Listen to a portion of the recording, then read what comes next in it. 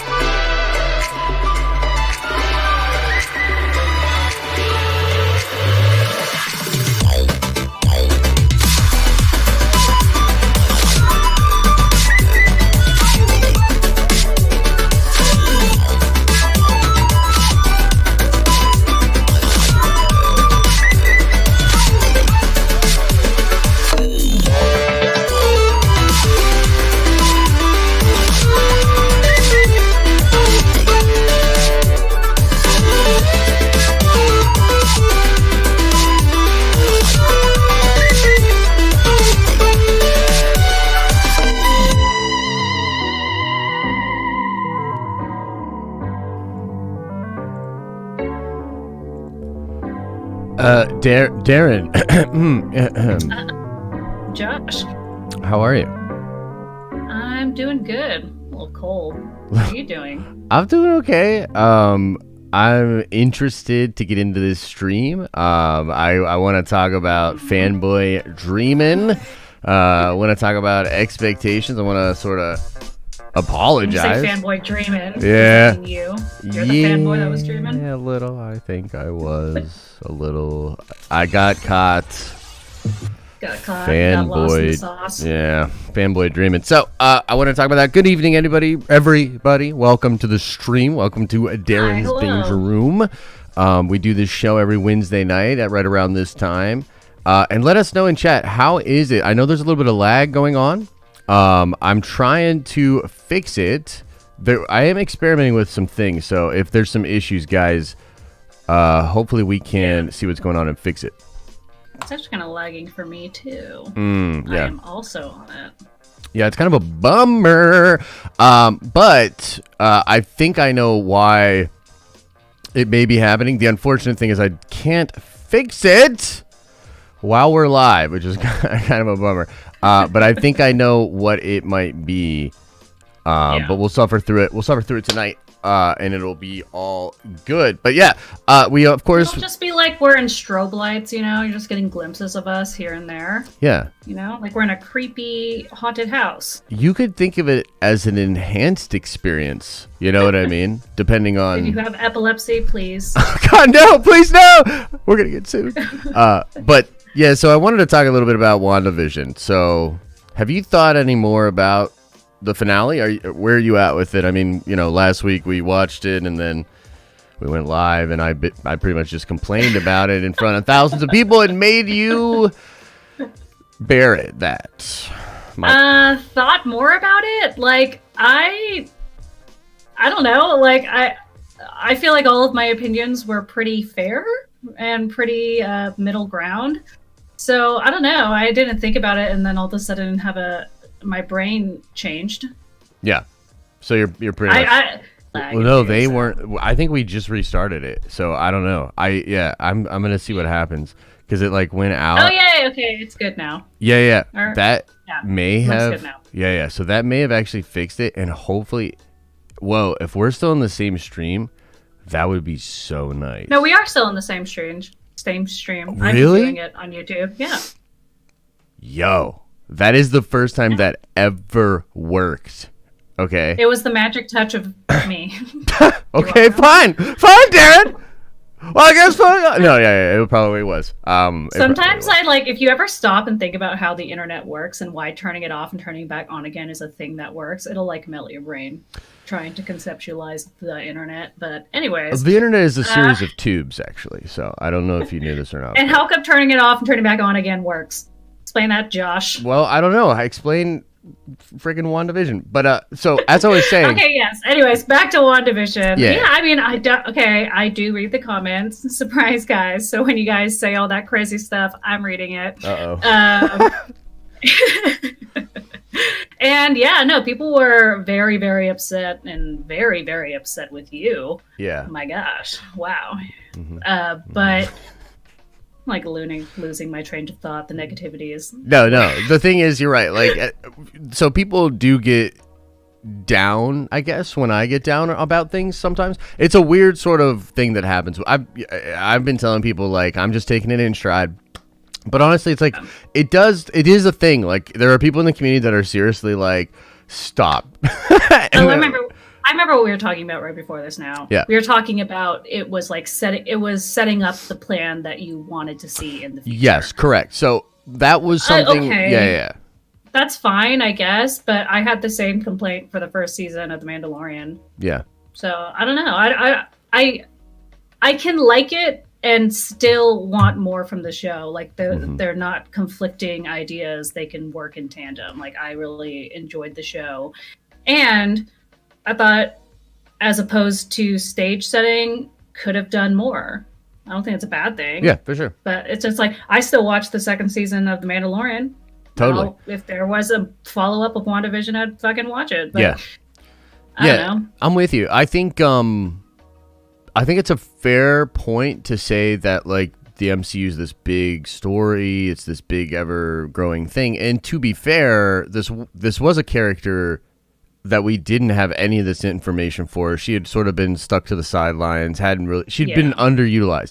So in a sense, this show gives her a lot of backstory, awesome lore, a cool mysterious part of, you know, the Darkhold prophecy, a place with the Sorcerer Supreme. It does a lot, you know what I mean? So I don't want to like belittle the goodness that's in there from the MCU perspective, because it does set up a lot of cool things for her moving forward.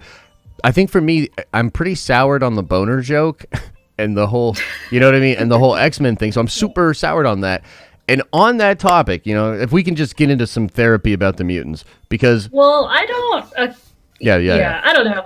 I think it was a good opportunity, and it was also a missed opportunity, because I try to separate sometimes what I'm coming in from just like the lore and the history that I have from being like a deep-rooted comic fan as to what the show or the movie actually did. So like, for instance, in Avengers Infinity War, right? Like the whole thing with like Vision and Scarlet Witch, I was like so into, because again, like everyone knows I love romance. I was like, oh my God. And I thought it was so cute, and I was so touched. I was like crying crying my eyes out when like I think there's like a fucking live stream about, like, I cry so hard when she kills Vision. I think it's just like horrifying. But I remember asking my roommate, who's into it, like very into like the Marvel like movies and stuff, but she doesn't like read comics.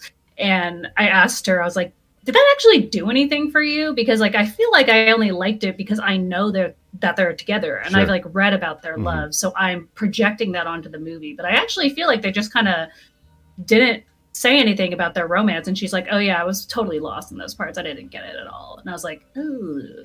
So sometimes I try to like separate what I'm projecting onto it versus what actually happened, and I think there might have been a little bit of that. Yeah, I think that's fair. I think in that sense, though, it is kind of cool that they do explore, you know, the character further. And also, like, there's some fun they have with, like, the accent thing. And they're like, wow, that accent, like, really comes and goes.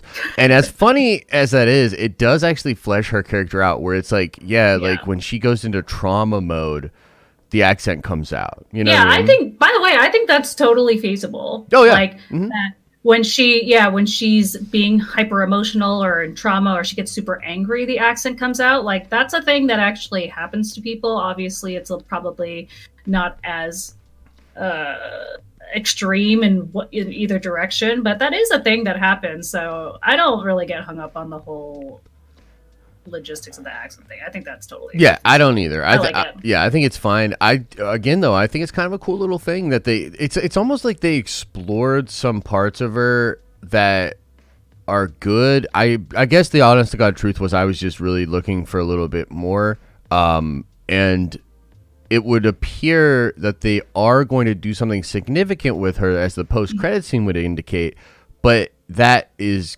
likely coming down the road. So I guess the question is, like, how much do you think the Rona delays? Because, for instance, we've been hearing in the last couple of days that it's interesting, some evidence to suggest that, like, Doctor Strange was going to be in the show, but Benedict Cumberbatch couldn't come shoot because of COVID, so they cut that out.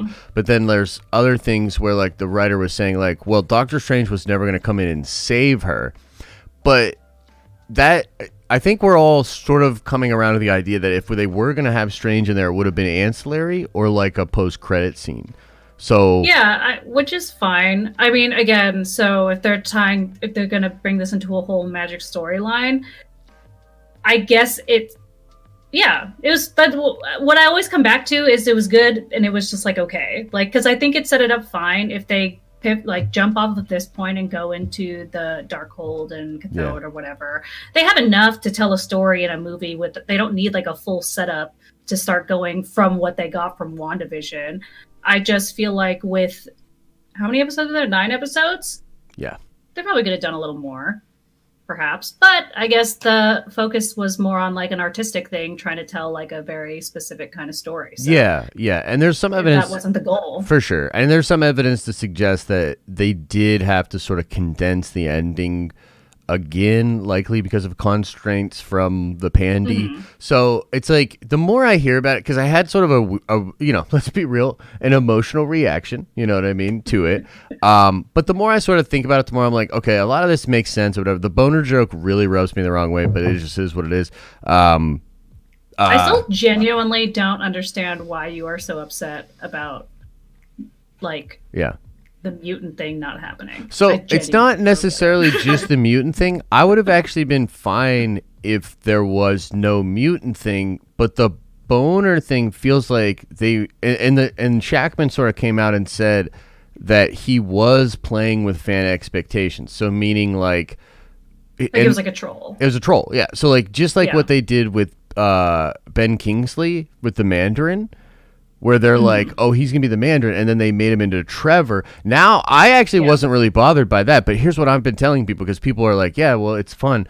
But the Mandarin kind of isn't shit in comics. You know what I mean? Like, Quicksilver in a show that is dressing up like House of M, like, that's just too close to home for me. Like, it's like, that to me is a little too much of a bad troll because of, like, the role he plays in House of M. You know what I mean? Specifically. I'm I just feel like it was a bad troll. Like, a good troll would be like a genuine plot twist, or one that was genuinely funny or genuinely subverted your expectations. This one just felt like bad writing.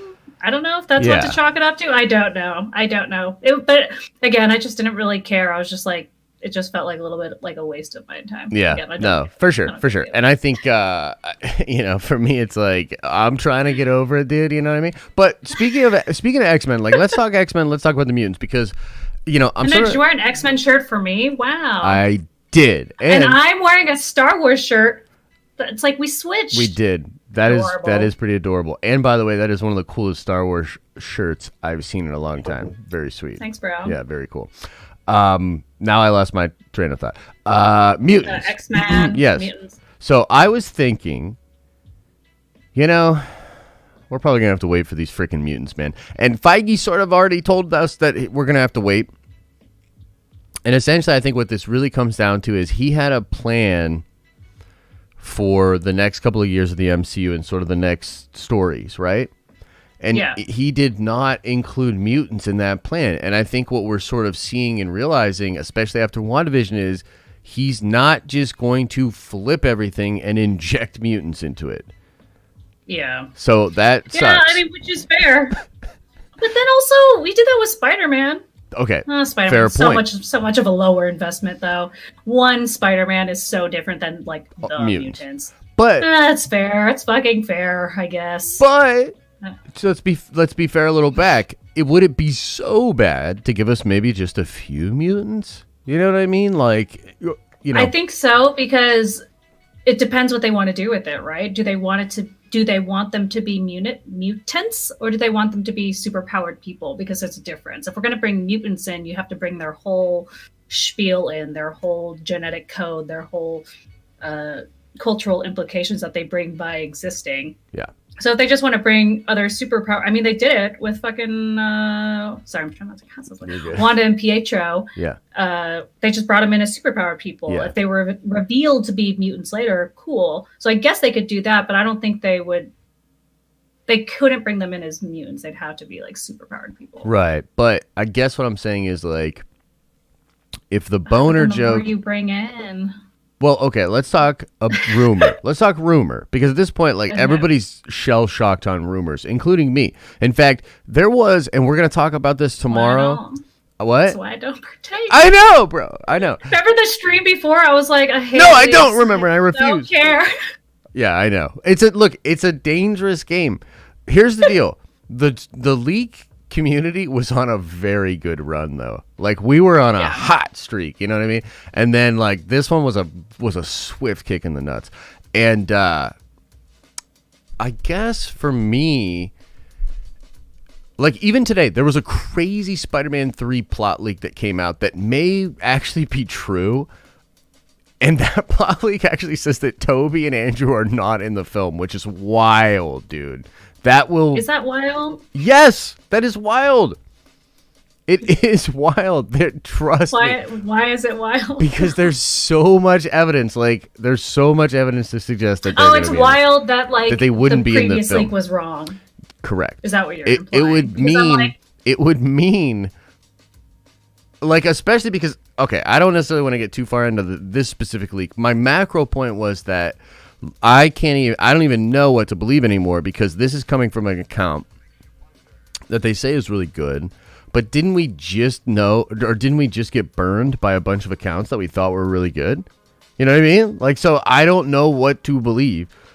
Okay, maybe this is like super boring for people, but my perspective is like, oh, Tobey and Andrew might be in the movie. Interesting take. Oh, they're not going to be in it. All right. So literally all that happens. Well, God bless your calloused over heart, because I go like this. This is me. I'm the exact opposite. It's not that, I don't know. I feel like that one's not as exciting as of a leak, though. I will say the prospect of mutants being in WandaVision is way more exciting of a leak than like maybe Tobey Maguire and Andrew Garfield. What? Okay, we're gonna have a slight disagreement on this. Allow me to take a drink.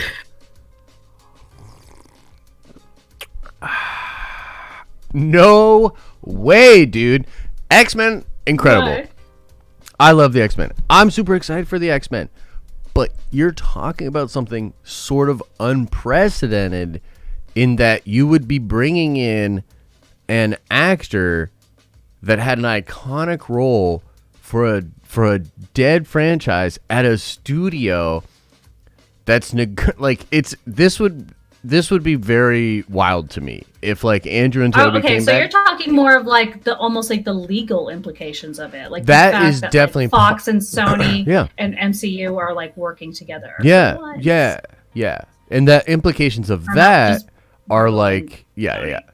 No, you're good. It just means like to me, like putting the mutants in, especially now that they have the Fox deal. Again, it just feels like why didn't they at this point?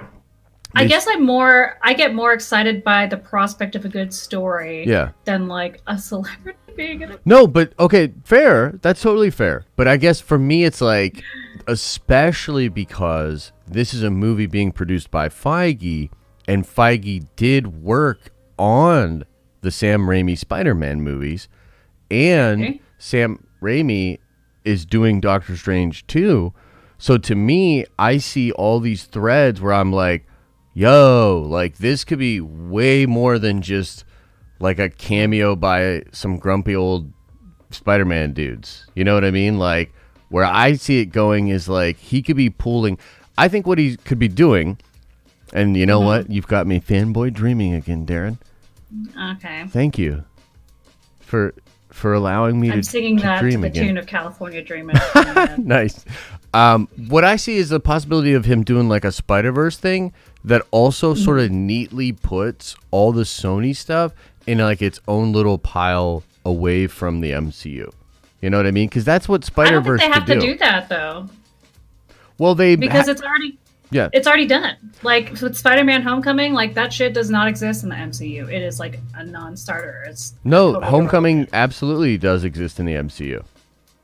No, I'm saying with Homecoming, those Sony movies don't exist in the MCU, so there's no need to like tie them up with like a nice bow. That's their thing. This is the MCU thing. Right. And I actually don't mind having like multiples. It's like a comic, right? Comics are written by various writers with like various artists telling various different interpretations of like what they think Spider-Man would do, and I'm cool with that. Totally. I don't mind. I don't need them all to hold hands and whatever. Yeah, I don't mind it either. But here's the thing. Sony does. Because here's where Sony's at. They have the most profitable film they've ever done was a film produced by a guy that doesn't work for them. You know what I mean? Well, I guess what I don't understand is like why they can't just keep doing the like animated Spider-Verse thing and why they have to have their hands in like the live action one. Yeah, because the animated one just didn't make anywhere near the money that the. It didn't? I thought it was a hit. No, I think it topped out at like. Damn, people be sleeping on Spider-Verse then because that movie is excellent. For sure. It is kind of a shame. I think it only made like 4 or 5, maybe topped out at 600 million, which is great. But you're talking. Oh my god, I thought that movie was a great success. That is a great success for an animated movie, but you're talking about a movie like, look, Spider-Man Far From Home made more than all the James Bond movies. It's the biggest movie they've ever made. So like it was an incredible success. So from Sony's perspective, here's why I think it matters. Because from Sony's perspective, they're like, we're just going to take Tom Holland back, bro. Like you don't literally, Feige, you have no right here. We're just going to take Tom Holland back. And then what happened was, because that's what they were going to do. They were just going to plug him into Venom 2. They were going to plug him into Morbius. They were going to try to take back all their actors and do it without Feige completely. And then the internet sort of turned on them. You know what I mean? That's such a shame. That's honestly all that makes me think. All that makes me feel is not excited about these leaks. It just makes me feel sad for capitalism. Well, because like, I mean, it's so naive and so stupid to think that these corporations wouldn't operate in terms of like their biggest money makers. Of course, they have to. They're like they're legally obligated. They are these corporations that are planned out for like decades at a time when it comes to revenue. They like need these income sources, so it's like dumb to be like, just give them Spider-Man, it'll be fine. Sure. They're not going to give them Spider-Man if they can hold on to it with their dead cold hands. Like they won't do that, but. The only people who suffer are the fans, as we're just like, hey man, I just like Spider-Man. Can I just see a Spider-Man story? Well, and they're like, no. Yeah, and I watch our Spider-Man movie because Look, I totally get you, but here's what's interesting about that point is that the original Spider-Man deal, actually, that deal was actually a good feeling deal. Like Feige, while being a suit, is also just a big nerd.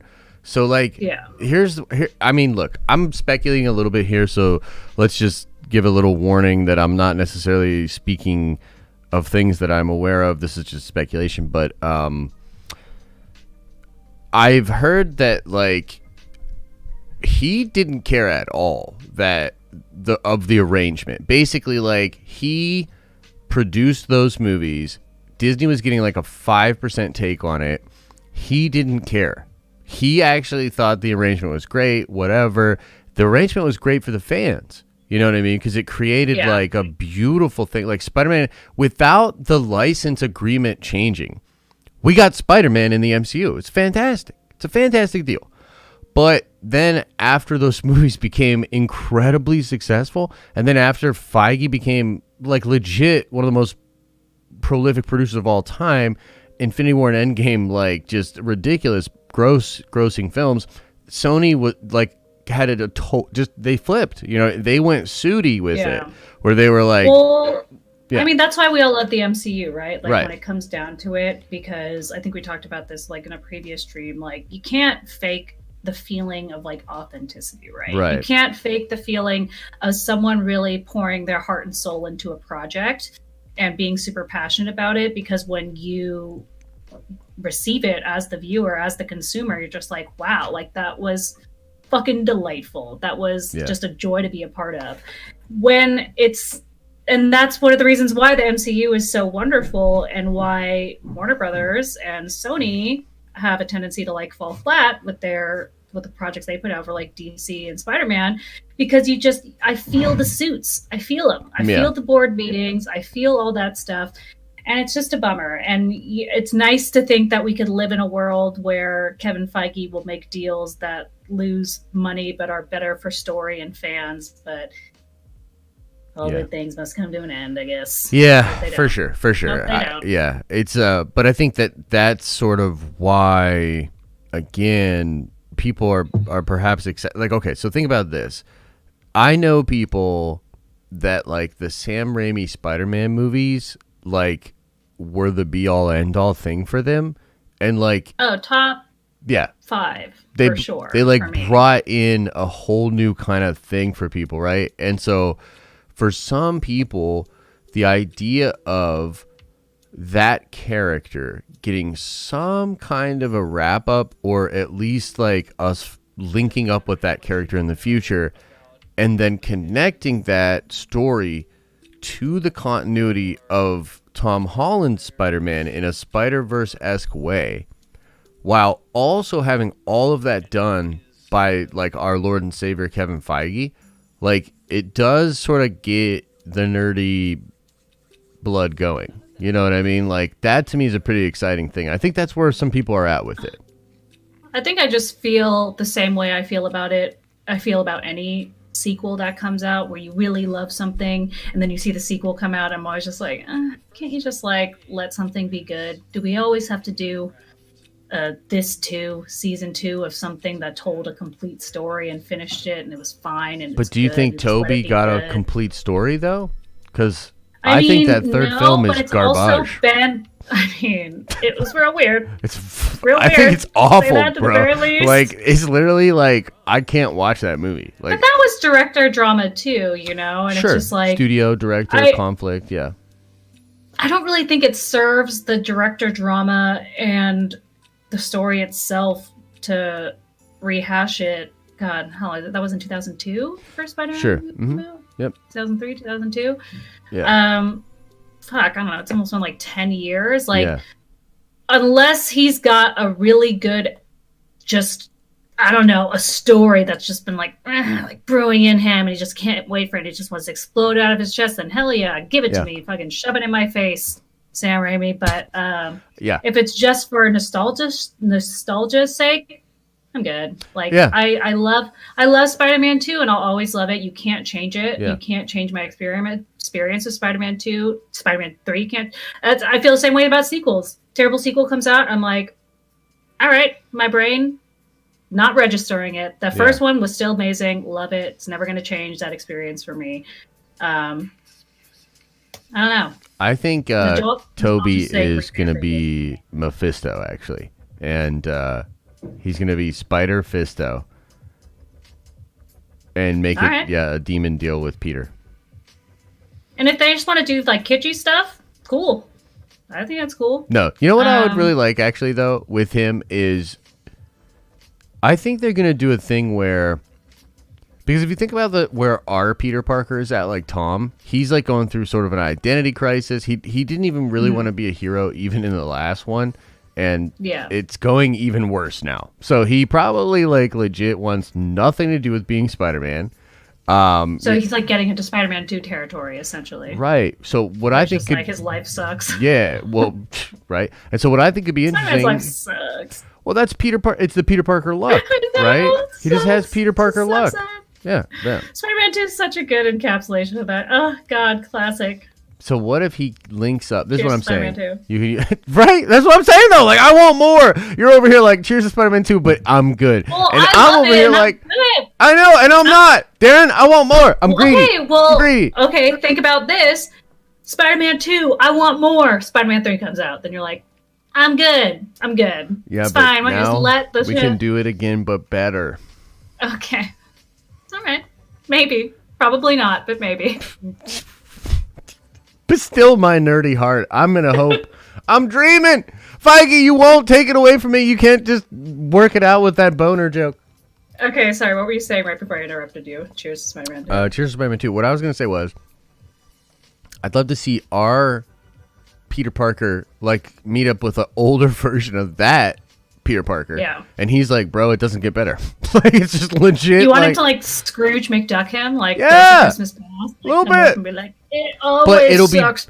But it'll be better. But it'll be better than WandaVision because it'll be like an actual character. And it'll be like actual shit happening instead of like a dream within a world that doesn't have consequences. You know, look, we don't have to go there. But like they did that in Spider-Man. Yeah, they did. So what of it? Do it again. Okay, so I'm glad we're... Yeah, but they did it, so I got it. And they did it really well, so thank you. Well, that's what I mean. It's like, they did Spider-Verse very well. Spider-Man 2, very well. They're like, yeah, but can we do both again? In live action with Miles. No, but like, you're right. You're right, but what do you... But okay, what do you say, Darren, to all of the fanboys like me that are like, but yeah, exactly. That's exactly what I want. Line it up. And I say, temper your sweet, sweet heart because you might get disappointed. Nope. And you might be posting saucy WandaVision videos. Yeah. So what if your expectations are here? So what if we did this instead? What if I set my expectations like through the roof, and then if they didn't get met completely, I rage out, try to burn this mother down and get into like a really awkward thing with like all of the fans. Because here's the thing, like what we do here is it's so enjoyable, and we build this like incredible community, and we go through all this cool stuff together, and then it's always enjoyable right at the end for me to totally flip on a thing and be like, this thing sucks now, and everyone else to be like, bro, what? Like, is that what I am? I'm like I'm the contrast to your emotional outburst. I'm like the level. That's yeah, like, it might be that way. Yeah, you know what would be funny too though? What if it became a thing literally after like all the nerdy things that I'm just like disappointed and need consoling, and you're like, yeah, it happened again, didn't it? It happened again, and I just I told you so. I mean, I might do a few I told you so's. Just a few. They'll be genuine, I promise. But they might happen. Yeah, well, I guess you win some and you lose some. Held some L's when it came to WandaVision. Okay. We're good. Dark and light, yin and yang. Yes, I agree. So next week we get the Snyder Cut, and then we get the first episode of Falcon and the Winter Soldier. I know we talked a little bit about it. You're not a huge like Snyder Cut person. Are you going to check it out? I'll check it out for the sake of this show. No, that face you made though. You were like, I somebody clip that and send it to the Snyder Bros. No, don't do it. I'll check it out for the sake of this show, just to have something to say. Yeah. If it wasn't for this show, probably not, to be honest. So do you like his other work or no, Zach? No, it's okay. You can break my heart the whole way. It's fine. Are people going to come for me now? No, they won't come for you. I don't. I mean, obviously, Darren in high school, like 15-year-old Darren, just like, I fucking love like South Park and Family Guy, was like 300 is awesome. Like, and it was cool. It was a good movie. It was super enjoyable. It was cool. Watchmen. Trash. I love Watchmen. Beautiful trash, but trash. No, see, here's where you're wrong, and we're gonna fight about this because I'm a huge fan of Watchmen, the novel, or with. Yeah, I love that book. I'm a huge. But here's what I'm going to say. I think Zach literally hits every element of the most important baseline elements of the story. No, he hits every, like, obvious scenic moment with no real understanding of the genuine story the Watchmen is trying to say. So can you give me an example? Like how, just because I'm curious, like I want to know, because in my opinion, he literally nails the themes, because to me, the most important part of Watchmen is the dichotomy between like what are essentially like anthropomorphized versions of like the mentalities that you would project to a hero, right? So like the point that Moore's making is like, y'all are crazy if you extend your hero worshipism to what would really come of it in the postmodern world. That like basically he's investigating like the psychology of who thinks they're heroic and the people that think they have the right to decide who should live or die or whatever, right? Well, it's going to be really hard to talk about this briefly because Watchmen is probably one of the more like complex stories of all time. Yeah, for sure. And Alan Moore, in this like, in my opinion, pretty short graphic novel series, tells a story that you could dissect like forever. Yeah. And that's also hard, if you're making a Watchmen movie, it's tough. And I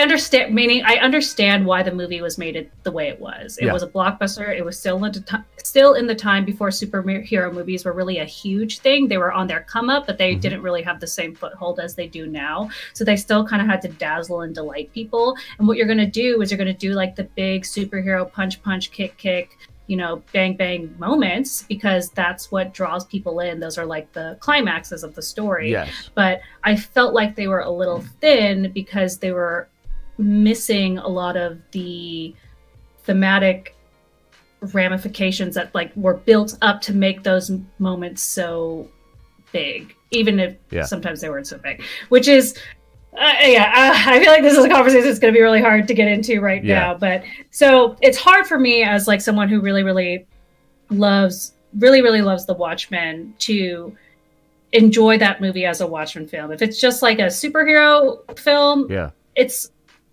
okay. Like, it's not my favorite. It's okay. It's, like I said, beautiful. Absolutely stunning. Like a truly stunning movie. But I think that's a problem with a lot of Zack Snyder films, is he focuses a little too much on making it pretty and never really focuses on the meat and potatoes of why we're there in the first place. So I strongly disagree with you. I feel, and I'm a very big fan, you know what I mean? Like, especially of Morrison. Like, I would say, you and I are both probably really big Morrison fans, but I literally like worship at the altar of Morrison. And Alan Moore. Well, no, I mean, I'm talking specifically about Morrison. And look, Alan Moore is like a druid, crazy, wild wizard type person. And like this story that he wrote was,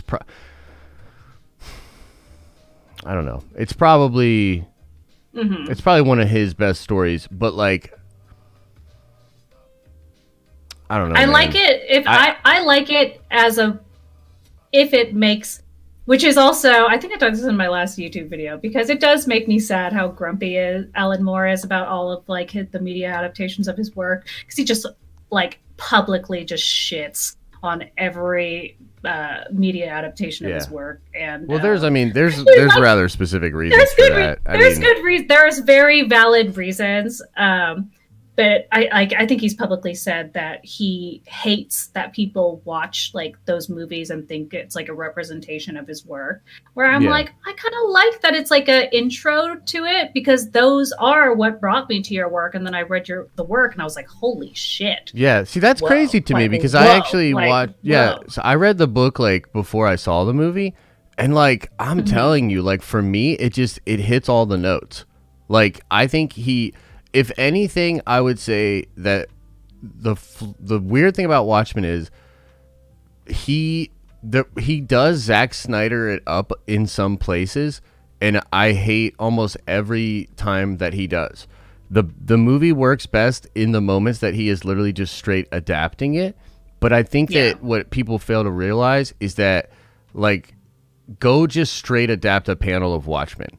Like, I don't think people understand the degree to which incredible filmmaking, like, okay, as a way of, for instance, like, oh yeah, the opening sequence, right, is exactly, the one of the most beautiful, cinematic. He that creates alone justifies. Right, he like creates the vibe of the cartooning within the frame, and the way he edits and cuts and stuff like that. It's like, it's crazy to me. I'm like, this is so good. I also think that's a flaw, though. I think the strict adaptation from paper to movie was actually, while it was exciting as someone who enjoyed the graphic novel to see it come to life on screen, I think that kind of held it back in a way. Like, yeah, it's hard to say. Just taking a more creative direction and just wrote a movie instead of trying to like do like, I did this panel, I did this panel, I did this panel, I did this panel. It's like, just I agree with you. It's a weird thing but see, I don't know, because he's in some ways just paying like pure homage, but also like,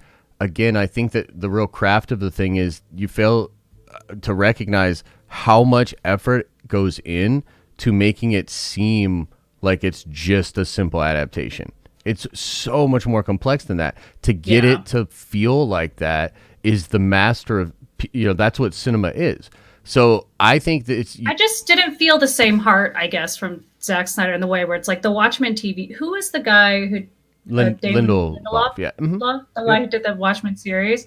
I really enjoyed actually like reading about him when he was doing the Watchmen TV series, because he like felt the burden of like adapting something, and really he's like, because I love this so much, I don't even want to touch it. I don't even want to put it out there unless I really, really, really have something to say, and I want to have something to say that's like super worthwhile, that I've thought through, because I know what adapting a long-standing successul franchise means to people, and I don't take that lightly, and I just don't feel like Zack Snyder feels the same. Yeah, I strongly disagree. You know what I mean? As someone that studies his work, he cares deeply about these characters, particularly the Watchmen characters. He's just not as talented. I don't know. Yeah, no. Look, agree to disagree, man, because I'm just not gonna bend at all on that, because I just very much disagree. Like, I think he's a genius, dude. And like, I honestly think that he was done so wrong at a time when his movies might have been actually ahead of their time. Like, literally, Watchmen might have been a film like 10 years ahead of its time, where I literally think if you were to drop Watchmen like nowadays, that movie would do a lot better. You know what I mean? Like, back then, people were like, that is weird. I can agree with the sentiment that he was a little ahead of his time with the stuff he was making. At the same time, I don't think he's very like prolific in the stuff that he puts out. Yeah. Like, I just think what he's done with the DC extended universe has been like a real shame to watch. And like, given where he had like personal tragedies and whatnot that he was going through,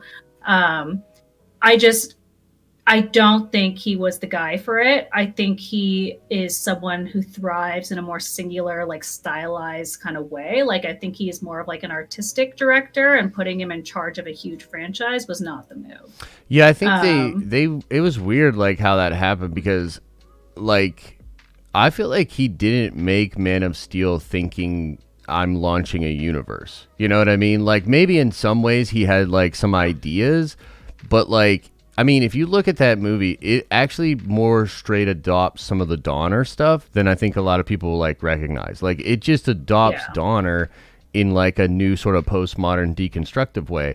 And then it's almost like Warner Brothers was like, now can you turn that into the MCU? And yeah, and it was just not the vision for it. It didn't work like, at all. Like, to me, I think like, yeah, sorry, but like, I was just saying BVS is like, garbage, dude. Like, that movie was a ugh. But it's just like, again, with the whole artistic director, right? Like, I think he likes that very stylized, flashy, artistic movie, which isn't a bad thing. Yeah, that's not what I'm saying. That movie has a place. It's not in long form storytelling, because it's like, if he wanted to make a flashy, stylized Superman movie, okay, go ahead. Wasn't for me. I did not enjoy Man of Steel. I thought, you know, just gray shades of Superman like laying waste to a town. It's not the Superman that I enjoy, but it's a Superman somebody else enjoys. That's fine. Yeah. It's not a world building. I agree. Well, to me, I stomach that. Like, oh, so I love that movie, but I always thought of it as like an Elseworld. Like, it was always more comfortable for me because I'm like, yeah, this is like a weird postmodern like take on Superman. The moment they were like, oh no, that's the Clark of the Trinity, and this is Earth Prime and all, you know, I'm like, what? Yeah. Like that to me was a little bit weird, but I was willing to ride with it. And I think like if you look at what like some of the like ads and stuff for the Snyderverse, like it's pretty clear like he just wanted to do like his metal ass like, you know, super grotesque like crazy Zack Snyder version of the Justice League, and that's all gravy to me. I think the thing that is causing the pain now is that Warner Brothers like couldn't decide, where they were like, okay, well maybe this is the guy, maybe this isn't the guy, and then they left fans kind of in a lurch. So well, they were just they went into a corporate style, right? They didn't have like a creative, passionate vision like Kevin Feige did, and you just feel that, right? So it's like when Zack Snyder, the super like who has proved himself as like a super successful creative, you know, I don't know why I was trying to add another adjective. Those work. That guy. He's done a few things, yeah. I mean, at that time, he was making a lot of money for Warner Brothers, too. Yeah, he definitely had, you know, earned his clout when he comes in and he's like, this is my version of the Justice League. This is what I want to do. They're like, oh, great, cool. That's like different from the MCU, blah, blah, blah. Sure, fine. Blee, blee, blah, blah, blah, blah. Yeah. But, like, if you just want to make, like, a fun, kind of, like, kitschy your version of the Justice League, like, what do you expect? It's such a like, it weird... doesn't. There's no connecting threads to anything else. Like, it Not just. at all. If you want to make a standalone movie, make a standalone movie. But like, Warner Bros., what the fuck are you doing, bro? Like, don't get the guy who likes to make these like one-offs and be like, and then we're just gonna have a series of one-offs. Like, well, they also had like the worst. Yeah, we don't have to belinger on this anymore. I apologize. I got all butthurt again. Darren, no, it's fine. I don't did care. It again. I know, but everybody else does. I can feel the emails piling up. Anyway, dude, I think when it comes to this stuff, though, it honestly is like a 50-50 split. Yeah, like when it comes to like how people feel about like Zack Snyder, how they feel about like the direction of like all the certain things, like you're always going to find like strong opinions on either side. So I really don't think there is a way where everyone's like, we all agree. There's no. Dude, it's just crazy because I actually like feel like Watchmen is literally one of the best comic book movies of all time. It's just funny because like it's so weird because like I think we're very similar in our comic book taste, I feel like. But like for me, he hits the notes, man. He hits the notes that you need to hit. Like you get Rorschach on the surface, you understand him, you understand how he interacts with the other characters, like you get Manhattan, like you get Vite, you know what I mean? Like I think the main cast and how they all sort of interplay is the whole thing. So yeah, it's I feel like you almost got everyone. Maybe a little more heavy on the Rorschach.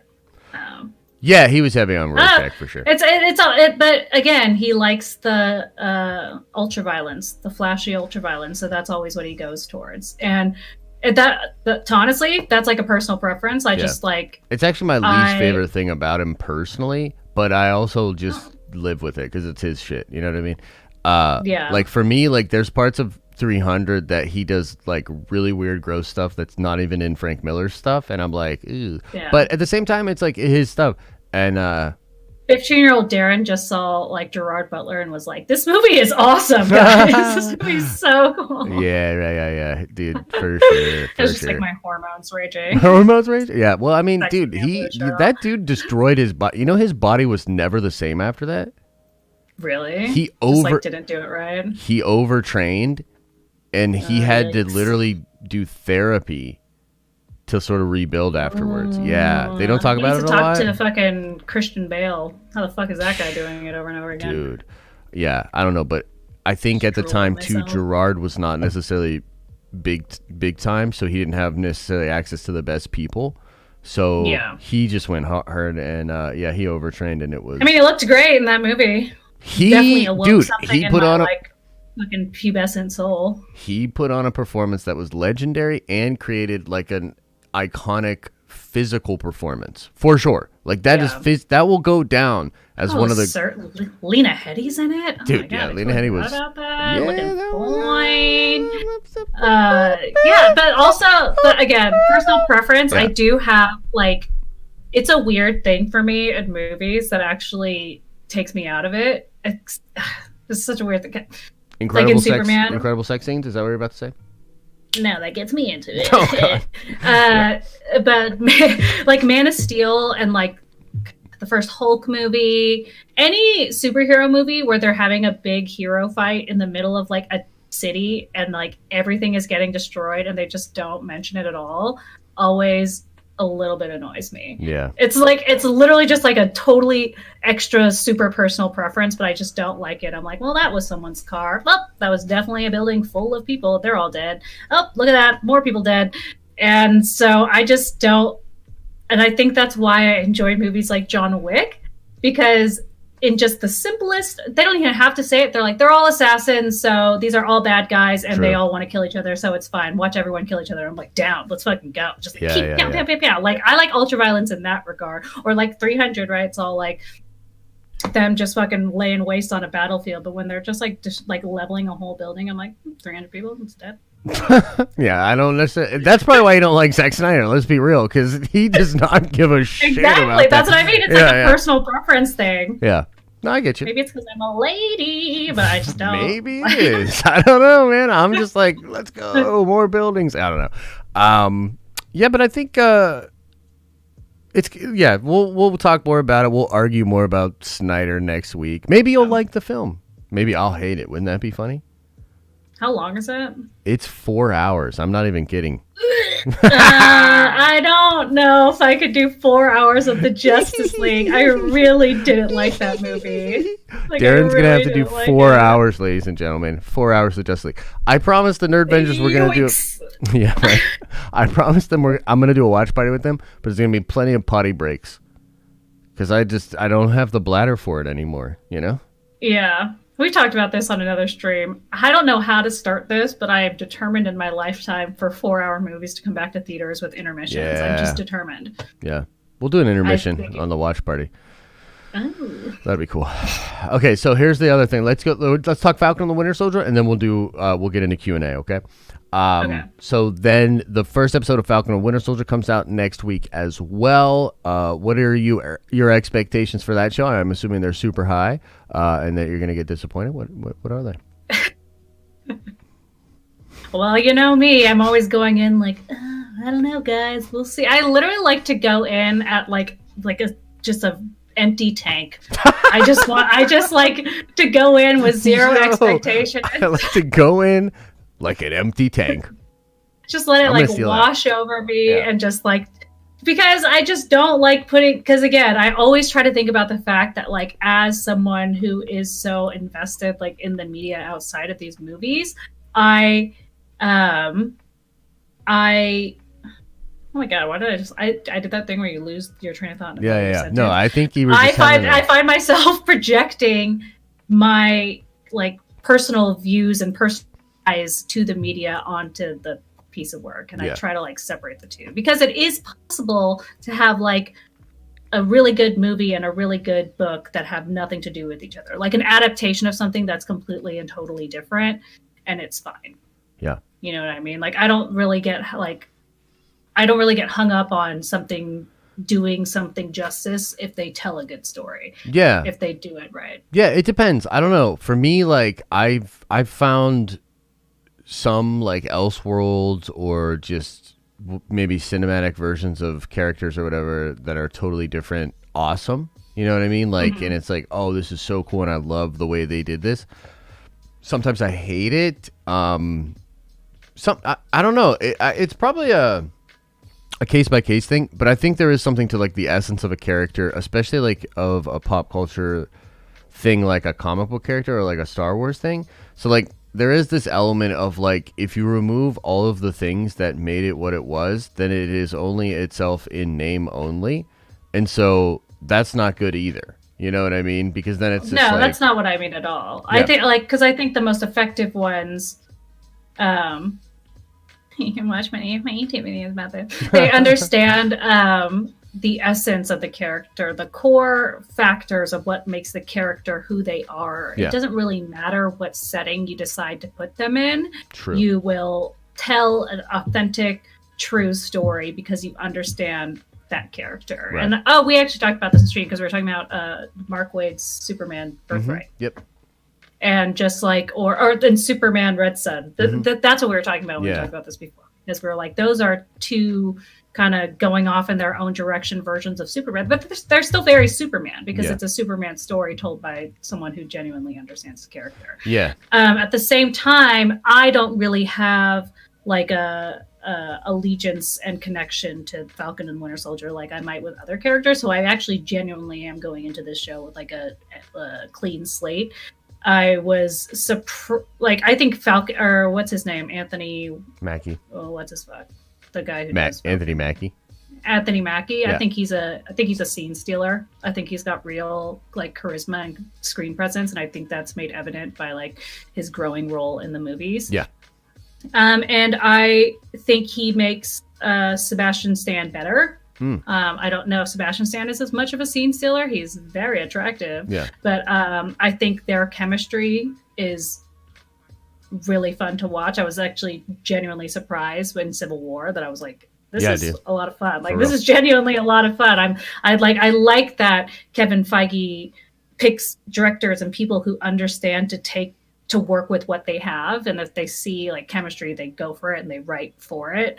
So I was genuinely delighted by their chemistry. So I'm excited to see more. Yeah, for sure.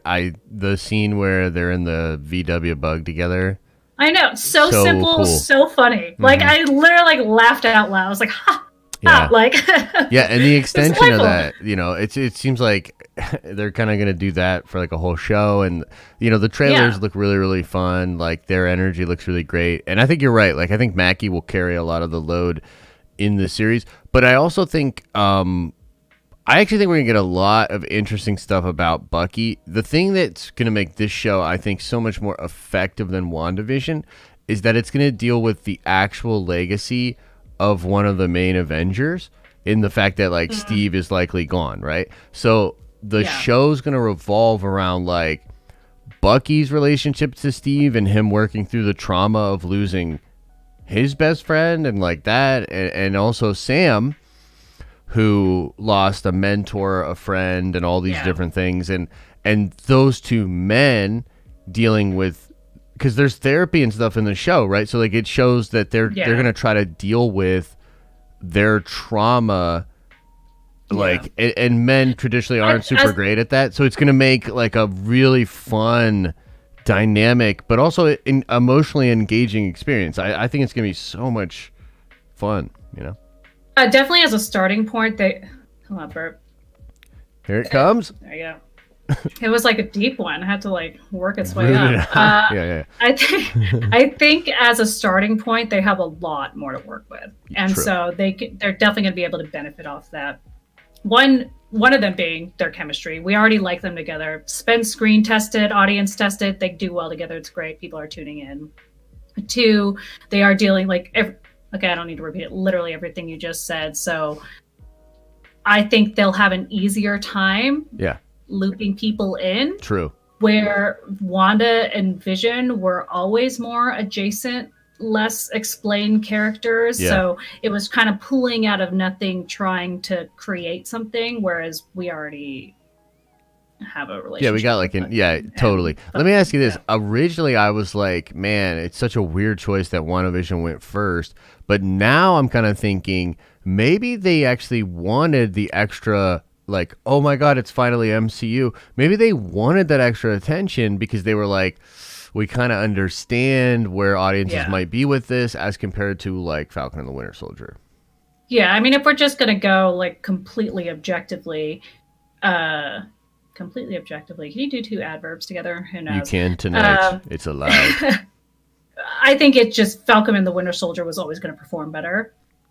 Also, I think it's not to say that this is like the reason why, but it just the MCU audience is probably predominantly male and probably has deeper ties to Falcon and the Winter Soldier, so they're going to be more excited for it. Where they're just like, care about this weird lady, it's like, maybe not so much. You got to get us on board. Yeah. So it's like they do this big long dry spell, and so they bring the MCU back. Smart. It could be actually really smart. This is the only thing. Watch it, whether you like it or not. We're like, okay. And the thing is, like, we got so wrapped. I mean, me personally, I got so wrapped up in it where I was like, man, this is an incredible show. I mean, again, that's part of the reason why I'm so let down. I mean, I think, just to sort of echo what you're saying, they're at a much better starting place. I think the length is going to help too, because right out the gate, I think we're looking at like 6 almost hour-long episodes. So WandaVision was shorter, right? Yeah. Well, especially... It was surprisingly short, I feel like. Way too short. Way too short, I think. But, short and also all over the place, where it feels like this show is going to be more like a consistent sort of like hour, week-by-week burn that's going to have... No, it's not like it's not Marvel reinventing the wheel. It's Marvel doing what it does best, For sure, and Wanda, like we talked about this a million times, like WandaVision was a very bold artistic move for Marvel, and they were trying something new and trying something very weird, and that maybe not everybody was immediately on board with. Yeah. Where it's like Captain America, Winter Soldier, Falcon. Like, it's gonna be super hard not to be on board for that. It's it's the same old thing. Yeah, for sure. I'm excited to have both of those things in a week, though. You get a little Snyder Cut stuff, which you're gonna totally hate, and we're gonna fight about, and then we'll probably be able to make up under our shared love. Yeah, we'll fight. We'll just Winter Soldier. Yeah, but that's I'll start getting angry because I'll be emotional from you. And I'm saying you like you're making me do this, from forcing myself to watch the Snyder Cut, and just. No, that's going to be on a better business. That'll be the plot twist of the century if I like the Snyder Cut. Oh my God, that would be a really good, nice, welcome, warm feeling plot twist in a dark, dark world, Darren. In a dark world. No, but I'm super excited for Falcon and Winter Soldier. Yeah, no, for me too. I think it's going to be so cool, and I'm still holding out for some mutants. We're still going to. Yep, I'm still doing it. Yep, we're doing it again. All right, ladies and gentlemen, we're going to get into Q&A. I don't know why. We're going to get into Q&A, everybody. Feel free to drop a super chat in. It will guarantee that your question gets answered within reason. And also did want to let everybody know, of course, that all of the super chats, our portion of them, will be going to Miss Darren Wood tonight. So the simping does help directly support Darren making content over here and helping us out. It's my simp fund. It's the Simp Fund. Simp responsibly, but do simp. And it's not pulling the things up for me on YouTube, so give me just a second. I'm going to hopefully get that sorted out, guys. Trying to get in between me and my Simp Fund? I guess that might be a thing. YouTube's just been so bad lately with these sort of things. Was that? What are you talking about? By the way, I still need to get Mike Motherflippin' Porter his 10,000 more nerd coins. I can't go that low. You can't go this low. That's as low as I can. Oh, here they are. Here are the super chats. Haha. Okay, let's go all the way back up to the Tibby. Jonathan Velasquez says opinions are like assholes. And this chat got him. Hey man, that's what opinion. Come on, that's always the thing that makes me laugh when people have like super negative reactions to things. When people are like, I'm just like, sorry for having an opinion. Jeez. Yeah. Do we have to have the same opinion? Isn't it fun to hear someone else with an opposing opinion as you? I like talking to you because we disagree a lot. Me too. I know. I like it too. But I feel like I do get a little too hot, and then the audience is like, and then they sometimes, man, like, I don't know. Like, it is a thing. Like, I talked to a bunch of different people about it because on the one hand, everybody enjoys authenticity and you want to be real, but then at the same time, like, nobody likes a wet blanket, right? So, like, I'm not trying to make the mood for the entire den of nerds for this whole week super sour about WandaVision. You know what I mean? So Andrew Gibo says, Darren, justice for Cyclops. Yeah. Thank you. Hashtag justice for Cyclops. Also in the same thread, I genuinely don't mind if people also like disagree with me in the comments and are like, you're wrong. I'm like, fair. Yeah. I mean, I'm not like super, upset, but I understand it actually, I think more than they do, where I'm like, oh, no. I get it. Trust me. Like, I have YouTubers that I like, and then something will happen and we disagree, and sometimes like I'll literally be like, I'm off of this dude for a while, you know what I mean? Like, I get it, it's a weird thing, so it is what it is. But Felicity says, never apologize for your opinion or your boner, Josh. Felicity, thank you so much. That is just the sweetest troll. Yeah, you should get that on a t-shirt and wear it everywhere so you can just show people who you really are. I will not apologize for your opinion or my boner. Deal with it. Yo, I'm this close, actually. I might actually do that. Holiday Bros says, what do you guys think Agatha's future will be in the MCU? Because she was definitely left alive for a reason, and I think she's super popular. What do you think of that? What do you think they're going to do with Agatha? I don't know. I'm going to assume just some like typical big bad stuff where a bigger bad is like, I'm going to do something that's real bad. Got to get the other bad to do my bad stuff. All right, bads, come together. You know that trope. I would be into that. I think, I mean, I've heard that maybe she could pop up in Doctor Strange. That would kind of make sense depending on, how much Wanda ties into that. I don't know, man. The jury's out for me on Agatha because I just don't understand. Like, I feel like there has to be another thing in play, Nightmare, Chthon, whatever. Yeah. And perhaps I really liked her. She was so good. Actress. Yeah, she's great. Her and Monica Rambeau are like two of the dopest things for me coming out of the show. Yeah. If they have a good reason to bring her back, I'd love to see it. I thought she did great. Yeah, 100%. I'm there too. Sure. Old Head Mike's Horror Imperium says, so after credit scene, Alkali Lake, I don't think that's Alkali Lake. Do they say that? As far as I know, it is all a tease. I don't know.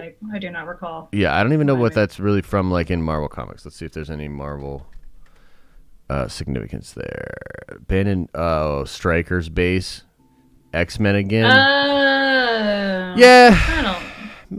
don't think so, man. If anything, as someone who has understanding of the magical universe, that'd be a weird move. Yeah, it would be a weird move for sure. Right next to a military base. Yeah, that would be really weird. Would she be able to sense it? What are her powers? What are her powers? Yeah, what are her powers? No, but I think it's probably more Wondergore Mountain, but really the significance of that scene is just the fact that she's astral projecting, learning about the Darkhold. She hears her children. That's pretty much all. You don't really have to overthink that one too much, I don't think the setting matters there. Do you? No, there's a tree in the left part of the frame that I swear I saw in one X-Men movie, and if you overlay both frames... That tree is Mephisto, actually. The tree is Mephisto, I knew it. Pool in Your Cereal says... Sorry, Poo in Your Cereal. How dare I? Anything new on the Wolverine Disney Plus show? Which comics would you both like to see reprised in the show? So no word on Wolverine anything other than the fact that the Russo brothers did recently say in an interview, super strangely, that they would come back for something Wolverine. Like, they literally said Wolverine in the interview. It was really weird, but who knows, man. That sounds like them just like putting it out in the universe. They're very good trolls, dude. No, but I mean more like they said that so that they would get approached for it. I will tell you this, but my personal feeling is, whatever the Russo brothers are doing next in the MCU is like sort of already. My personal feeling is it's already established. Star Wars. No, I think they're gonna. I think they no, will. Oh my God! You know what I'm thinking of? I'm thinking of the guys from Game of Thrones. Yeah. And no, you're right. Yeah, they were gonna do Star Wars, but then that deal got run out. No, I think the Russo brothers are going to maybe do some X-Men stuff, but they're gonna do Secret Wars. Like that's their big thing, is they're gonna do Secret Wars. I mean, as much as I love Wolverine, I do think it'd be time to let other people. It's like Wolverine's like Batman and Spider-Man.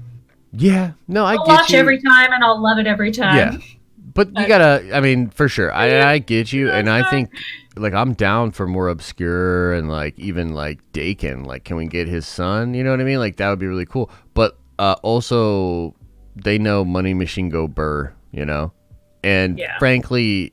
It's gonna go where the money is. Well, frankly, the X-Men do need a revitalization. The last few X-Men movies were so ass that like X-Men are borderline like not even that cool anymore.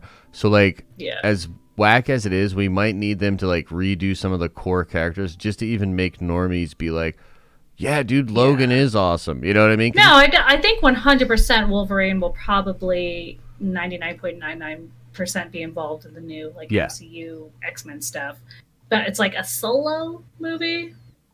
Don't we have like 700 of those? I agree with you. I actually don't even think they need to do solo movies like at all anymore. No. Yeah, I feel like every movie should be like a big thing, you know. Yeah. But maybe they could do that with Logan. I don't know.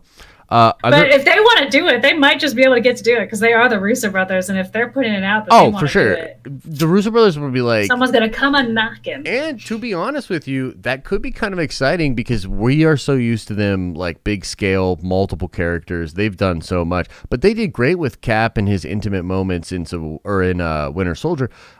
Maybe they want to go to something more intimate, you know what I mean, and have like a Logan, wayward son story. You know, could be fun. They are good at the tortured man. True. That's where they shine. Yes, it is. Deshaun says, "Are you a part of the Champions Club?" And Violent Speed and Momentum. Yeah, I am a part of the Champions Club. Darren, are you also a part of the Champions Club? What is that? Yeah, well, something else we're going to fight about. The Champions Club is the community for Dr. Disrespect, one of the greatest online entertainers of our day. You know of Dr. Disrespect, right?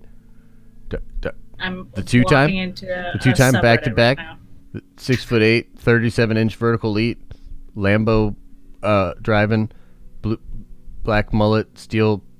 No, none of this is okay. No, it's cool. We'll talk about it later. Renee says X-Men in all caps. Amen, Renee. Amen. Ricky says haven't read the comics, but my first thought at the end credit scene was Wanda at the X-Men's. He's doing the Alakai Lake again. Love the stream. Yeah. I think, look, a lot of people are on that, and that's totally cool, man. Maybe. I mean, maybe they were just doing that for aesthetics. They're like, we want her to be in a mountain. Fuck it, Canada. Yeah, I mean, what does it evoke? It evokes the idea that she's left society, she's isolated, you know. I mean, that's really the more important thing. More like maybe they had to pick a mountain. Yeah. You know, and they're like, let's say Canada, because Wolverine's in the Canadian mountains. True. And WonderGore doesn't have any significance. It just hits something. True. I mean, there could be some stuff with WonderGore and like the High Evolutionary. You know what I mean? And stuff with her kids. That could be kind of fun. By the way, real quick side note, I wanted to tell you. So I've read. What'd you say? I think someone said she went to Montana. I don't know where she went. I actually don't. Did they say specifically in the show where she was? I don't think they do. No. If they did, I missed it. But I was going to tell you. So I've read the Way of Kings book, and I feel like that is connected to the thing you like because, like, the character of Alucard and like the bright eyes and the brown eyes or the dark eyes people, and like the shard blades and things like that. Are those from the same? Are you trolling me right now? No, I'm not trolling you at all. No, I didn't realize that was the same series. Wait, I'm like, how? Yes, The Way of Kings is the Stormlight Archive. Yeah. Lol. So back when I read it, it was just The Way of Kings or whatever. You know what I mean? But yeah, no, I haven't read the second one. It was like... Yeah. Wow, Joss. Oh my God. See, you're already halfway there. No, it's an incredible book, dude. The character of Alucard is fucking awesome. Like, I thought, and I like Sanderson just in general, but like, dude, that book is awesome. And the shard armor that they have, and then like towards the end where you learn about the I forget the name of them, but the sort of like native people that were out there using the magic in a different way than the shard blades were. Yeah. Yeah. Anyway, yeah. It's fucking fascinating, and as in terms of world building goes, I can't think like of a piece of like fantasy work that has done such immaculate and captivating world building. It's really cool, dude. I mean, truly beautiful. Yeah, it's really, really cool, and I really like how the characters came together at the end of The Way of Kings, and I was really excited for that. But they're like 1,000-page books, like they're massive books. So like I don't even remember where I was at in the second one, but I was just like learning. There was some power struggle with like it involved like wives and shit. That's all I remember. At the beginning of the second You should book. Definitely get back into it because you'll have a great time. And one of the things I do like is I truly think Brandon Sanderson is like prolific because his ability to tell like a continuous story that like always changes and like evolves is truly astounding. Like it's very like George R.R. Martin level. It's like these characters, like he never lets one character stay your favorite character or like stay the same, or you think you know them and you don't, and it just they're always going on these journeys that challenge them and make them better people. And even the theme of the book will change. Like this last one was strangely very like mental health centric and not even in like a very obvious way. Like it just became more obvious because I did like a book club about it, and we were just like, wow, this is truly a manual. I'm kind of like remembering like a young female character at the beginning of the second book that's being like groomed for some position or something. Is that? Oh yeah, Shalon. Yeah. Into some like gang essentially. Anyway, yeah, we'll talk more about that later. But I just found that so funny. Stormlight Archive. I saw a comment on one of the vids, and it said like light eyes and dark eyes, and I was like, oh shit, I remember this because like it was the one dude that like essentially he was like put on all these suicide missions, and I remember he was like doing all these crazy things, and he like wouldn't die because he was like summoning all this power around him. Anyway, and he was a brown eyes, like he was considered lower class because he had dark eyes, you know. What? Yeah. God, crazy lightning just happened. Oh no, are you gonna make it? Are you okay? It's just surprising because it like lit up the whole sky. Jonathan says, "Burn." Shackman confirmed on Fat Man that Doctor Strange was changed out due to COVID. Isn't that confirmation of the leak being true at one time?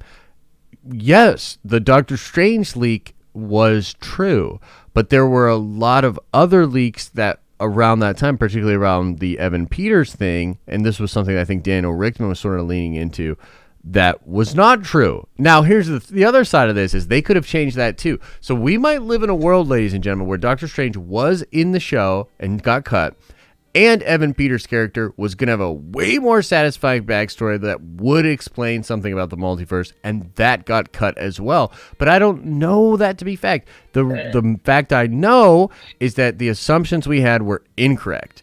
So that throws cold water on the situation. Even if you got to do what you got to do, man. Like they can't. It's like what I think did a really nice explanation for this was, if anyone was into Game of Thrones, you should watch the Game of Thrones documentary they made about the show. Yeah, it was good.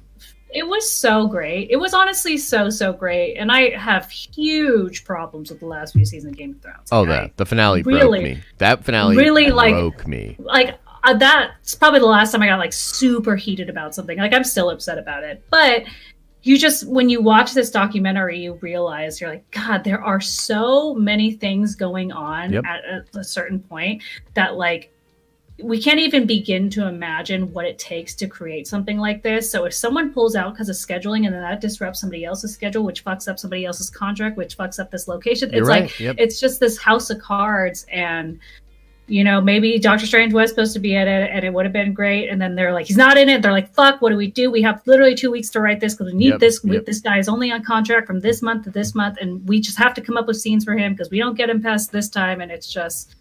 crazy. Yeah, and you know, like just a quick side note on that too is it does make me realize that The Mandalorian season 2 deserves a lot more credit, because I think we're just gonna understand that every normal film thing that you had to do in 2020 was ridiculous. So like there were a lot of rumors of problems that happened on the set of The Mandalorian, and it is likely that a lot of them were true. But however those things got resolved, they got resolved in a way that we got content that was pretty phenomenal and way more consistent, and it had a banger of an ending as compared to WandaVision.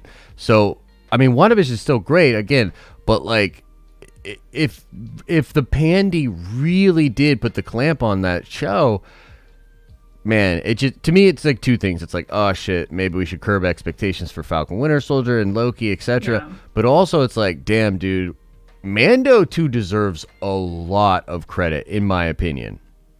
I don't really even know what happened. All I saw was the Disney version documentary. It was like, it was all perfect. Yep. they were like, don't think about it too much. Yeah. Dave Filoni's adorable. Look at this multicultural cast of directors that all came together. Dude, they do have a lot of awesome shit going for them. So maybe it's like we shouldn't think about it too hard, you know? Mr. Anderson says, I'm here's to simping for Josh. Oh, bestow my heart. Ugh. I know somebody out there feels me. LOL. Nah, for fixing up the danger room after night. Yeah, for sure. Could fix up the danger room after night because we're tearing it apart. The Amethyst Bendu says, just read through the Young Avengers comics, and if that's where the MCU is going, how do you want them to introduce Patriot in Falcon and the Winter Soldier or going forward? So there is a lot of rumors that is going to be indeed done, and that the Isaiah Bradley character will be in this show. So apparently the rumor is that it's going to revolve around Sam being offered the shield. This offer will be made with some contingencies that he will not be super pumped about. And then by exploring the consequences of said, agreement, he uncovers that there's a dark history to the Captain America program. This has to do with, and I don't know if you've ever read this run, Darren. Have you ever read Captain America? Sorry? My confused face was me trying to think about it. It was Black, White, and Red, I think. It was all about, it was like an allegory for like the Tuskegee experiments, and it was like that the super soldier serum was experimented on like a bunch of African Americans. Oh, okay. So, yeah, I won't ruin it for you because I think it like legit is going to be in the show. I do this every week. Do what every week? You give me a suggestion, I write it down. Oh, yeah. No, it's a really good book. I thought it was cool, man. And then that guy, the same guy, it's called Captain America. I think it's Red, White, and Black. Truth. Red, White, and Black. I think it's Captain America Truth, Red, White, and Black or something. Yeah. It's a very specific art style. That I feel actually evokes some of that like African or like Mesopotamian kind of art, which is really, really cool. You should check it out. It's really sweet. But regardless, that I believe is the way that we will get to Patriot, which will be cool. Did you ever mess with the Young Avengers at all? Get into that stuff? That was my confused face. I was trying to remember who was in the Young Avengers. I wasn't super keen, like hardcore, but I think the main team that they're gonna pull from was Iron Lad, Hulkling, Wiccan, Speed, and Kate. I think it was Kate Bishop, Hawkeye, and Patriot. No, I don't think I know what this was. It was a fun little time, but yeah, is what it is. Felicity says, Feige may have had a storytelling plan for the MCU, but he may not have planned for the emotional drop-off post-Endgame. WandaVision did nothing to make me reinvested into the MCU. Yeah. So what do you think of that? Because I think what Felicity's saying is like, hey, this really didn't do it for me as an MCU fan coming back in. What do you think? Emotional drop off. I guess I'm a little confused about that. Meaning like people didn't care or people care too much. I think maybe what she's referring to is like after all those big characters had arcs resolved, you know, like mainly Steve and Tony, right? Yeah. That like this show didn't do anything to like bring her back into the MCU. Maybe because she's saying like I've sort of just emotionally dropped off after Endgame. You know what I mean? Like where as an example, and again, I'm really reaching here, so I'm putting a lot of words in her mouth. But like, as a for instance, like if the WandaVision show had dealt more specifically with like how she was now dealing with the actual world of the MCU and different things that were happening, maybe that would have been more of an emotional draw back into the MCU. This almost still felt like a prequel or like a completely isolated story that I think, and you've even criticized the show for this, it doesn't even do the full-on MCU connective tissue thing that we expect, right? Yeah, I kind of understand what she means in regards of like that story was wrapped up with this big emotional bow, and it was a lot. We all felt a lot, and it kind of made our peace with the ending. And so naturally, it feels like it should lead into a new phase, meaning like a totally new story. Sure. And that new phase should kind of be kicked off with a bang. Yeah. Because if you think about it, because it's like if we're starting like from scratch, I guess not really starting from, but we're starting this phase starting from scratch. Iron Man is a hell of a bang. That movie. Yeah, you're right. I love that movie. I love that movie too. I still think it's one of the best comic movies. Like I think the first Iron Man is fantastic. It's very, very good. But it's not a movie. This is a show. So I don't know if like that's true. Yeah.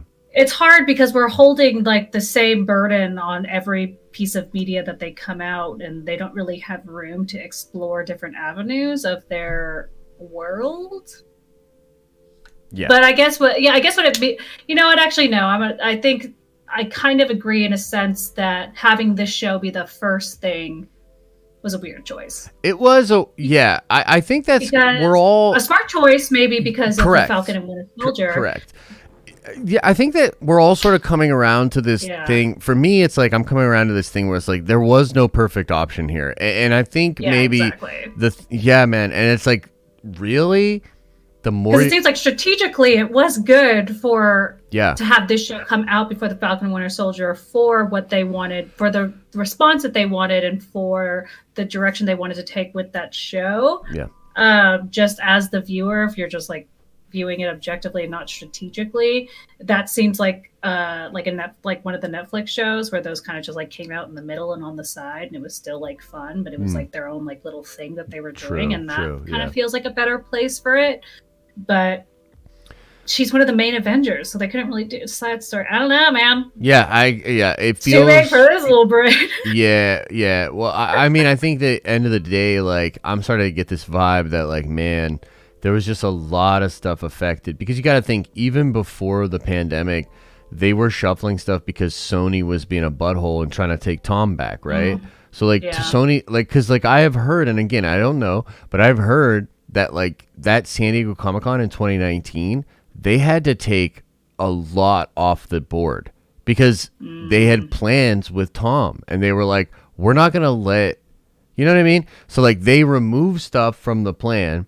They leaned heavily into Disney Plus because those were isolated things, kind of to your point, where they were like, we're safer here. So I don't know. It's really weird, man. I think the Phase 4 is an interesting wild card because, to her point, even after Endgame, there were people saying, like, how is any of this going to get me excited? Like Shang-Chi, like Black Widow that's dead, like Eternals, I don't know any of these people. You know what I mean? So it does feel weird. The fun thing would have been to have a completely new character. Yeah. But But I don't know, man. Yeah. It's just there's too many threads, too many strings they need to pull, and it's just.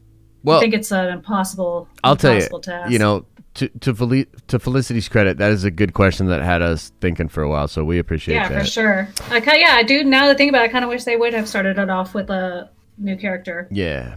It's it's an interesting situation. The Joker Wild says, would you want to see new elements to the other Peters, such as Andrew is currently Doc Ock Spider-Man and Toby has to get back to his daughter Penny? I'll go first here. Hell to the yeah, bro. Like, I would love different elements of different people. Like, I'd actually love it if one of them wasn't even Peter. What if it's Ben Reilly? What if it's a clone and in that universe the Peter died? You know what I mean? Yeah, that kind of shit would work for me. Actually, don't mind that either. I don't mind them using Tobey Maguire and Andrew Garfield as like subversion tactics for us to think it's Spider-Man. It's not. Ooh, don't. No. I take it back. That's not what I wanted. That's not what I wanted, Darren. No. Then it's not what I'd want, but I think I would be sufficiently surprised, and I do love being surprised. Yeah! I'm just gonna fanboy scream. Oh god. Okay. No, it's okay. We'll make it together, guys. Someday I'll become a mature adult. But to be fair, what did you really expect? I created a business called the Den of Nerds. I'm not the most mature person. Get off my back. Okay, Dylan Jenks says Snyder was planning on having a Batman Lois Lane love child in his trilogy, so I think he is very sus. First of all, Batman Lois love child is brilliant. Also, I don't know if that's really confirmed, man. You know what I mean? But I know Zach. I mean, look, Zach's gonna Zach. He does stuff that people think is weird, like Darren. So yeah. I don't know if I like that, because it's like there are so many other reasons for Superman and Batman to fight, and you're gonna pick like a lady. Boo.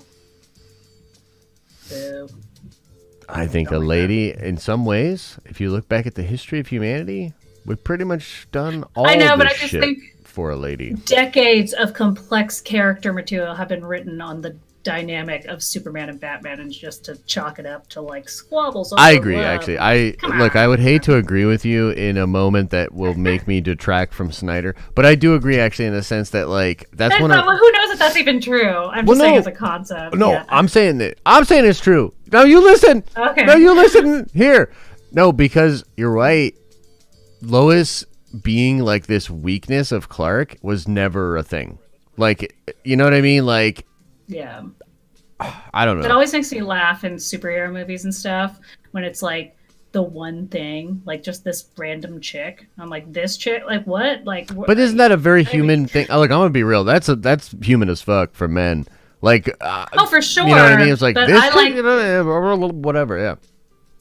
But maybe that is more of like a male viewer thing, and like as a lady viewer, I'm like, where's the depth? Because it's like, I guess maybe a man would just understand, like, I would do anything for the love of my life, and I'm like, yeah, you know, but I want to see why they love each other so much. No, but men, that is men expressing their love is like. No, but I like if she's gonna be his like kryptonite, then I want to see this relationship that makes me just be like, goals, like the whole time I'm watching, or at least like fuck, I don't know, make it toxic. It doesn't have to be gold, but just make you understand. Yeah, no, I'm with you. I'm with you there. Something. Yeah, I'm with you. I think they're in the. Also, Henry Cavill, Amy Adams, zero chemistry.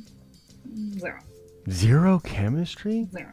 Oh my god, Darren, we're gonna fight. I'm just moving on to the next super chat because I don't want everybody to have to deal with us fighting.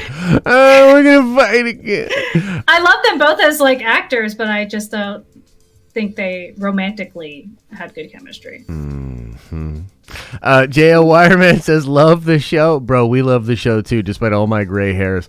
Drafter says, the whole boner thing would have worked if it was from a random actor, like an old sitcom recast, but they messed up by making it Evan Peters. Drafter, I agree with you. Harp on it forever. Yeah, why'd they do that? You know what I mean? Like, why'd they do that? Why'd they do that? Do this?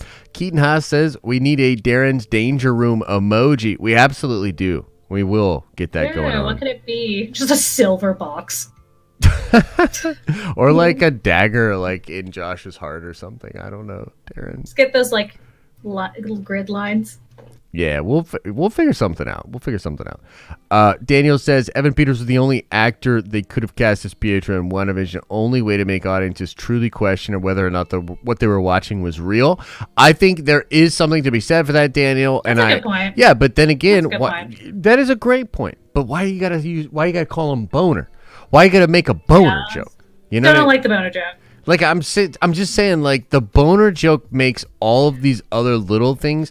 Basically, the boner joke makes it so you have to send in super chats like this to make what should be an obvious point, because you're right, but then That's fair. But then they did a boner joke. You know what I mean? So you're like, yeah, we got it without you saying boner. Yeah, totally, dude. John Jameson, John anything. You know what I mean? Elisa Scott says, "Don't mind me, just simping responsibly. Love the different perspectives that Darren brings and love to see you disagreeing with Josh." Yo, they all love to see that. I'm going to be honest. Like, and of course. There really is a danger room because we just be fighting. True. You right. I can't wait to, I want to make like some cool effects and stuff and have like a sweet little intro. Ding, ding, ding, ding, ding. Yeah, dude. Or then have like a version. Every time. Yeah. Literally. Like, or like Darren's power level is rising, you know, or some crazy shit like that. Dooley says, Chicago loves us some Darren and Josh, but Darren, please take my money. Thank you, Dooley. We appreciate it. Okay, I will.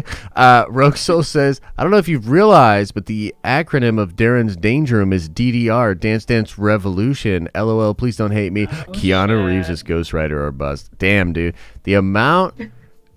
You know, he even brought this up one time where he said, I can't believe the amount of money I have spent to continue to say Keanu Reeves is Ghost Rider. Yeah, I think he says it every week. Yeah, dude.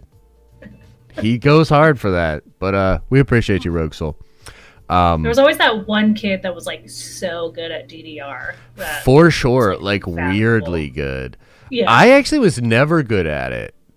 Yeah, me neither. Just like there was always that one kid that was really good at Guitar Hero. I was just thinking that. Like some savant, like. I could never do Guitar Hero either. Oh, I thought you said you were that kid. I was like, no. Dragon Force song. I liked playing actual guitar. I couldn't get down on that thing at all. Like I couldn't register it. Couldn't make sense. My brother would just play Guitar Hero every night after parties in high school. Guitar, I mean, it was when we were younger. It was the thing. Yeah. Like everybody. It was very happy. Oh, it was crazy. And then Rock Band. I could pay like paint it black on medium. That was like as far as I could go. I probably couldn't even do that. Kevin says, how do you think the Fantastic Four will be brought into the MCU? I'm still a fan of the Man Out of Time or like Family Out of Time story where they were like trapped in like the negative zone or something like that. Do you have any theories on Fantastic Four? I can fuck with that. Yeah, it'd be kind of fun. Yeah. Theirs not as dicey because they're like a freak accident essentially. Yeah, for sure. So they can show up literally at any time. Yes, and it would be totally fine. And I'd be super down. There's a lot of flexibility for I feel modern adaptations of that. You know what I mean? For sure. Yeah. So should be good. Yeah. Fanjecture says, did you ever hear the tragedy of Nerdvengers the Wise voting episode 9 of WandaVision as their favorite? Just asking for a friend. Yeah, thanks a lot, Adam. So Adam runs a show called Debate 8. By the way, you and I got to go on there. I did see this. Yo. I was looking on the Discord and then I was like watching it. I was like, what the man talking about? Dude, we got to do one. That would be a great episode of Debate 8 when we were fighting back and forth. Maybe we should do... Yeah, maybe we'll do that soon. But yeah, so he does the debate show every Tuesday night, and they debated what was the best episode of frickin' WandaVision, and they chose the finale. There was a burp underneath my burp. God, so many layers. You got like a burpception going on there. I think my favorite episode was episode 8, actually. Me too. The one before. 100%. Yep, best one. Oh my God, we agreed, you guys. We agree.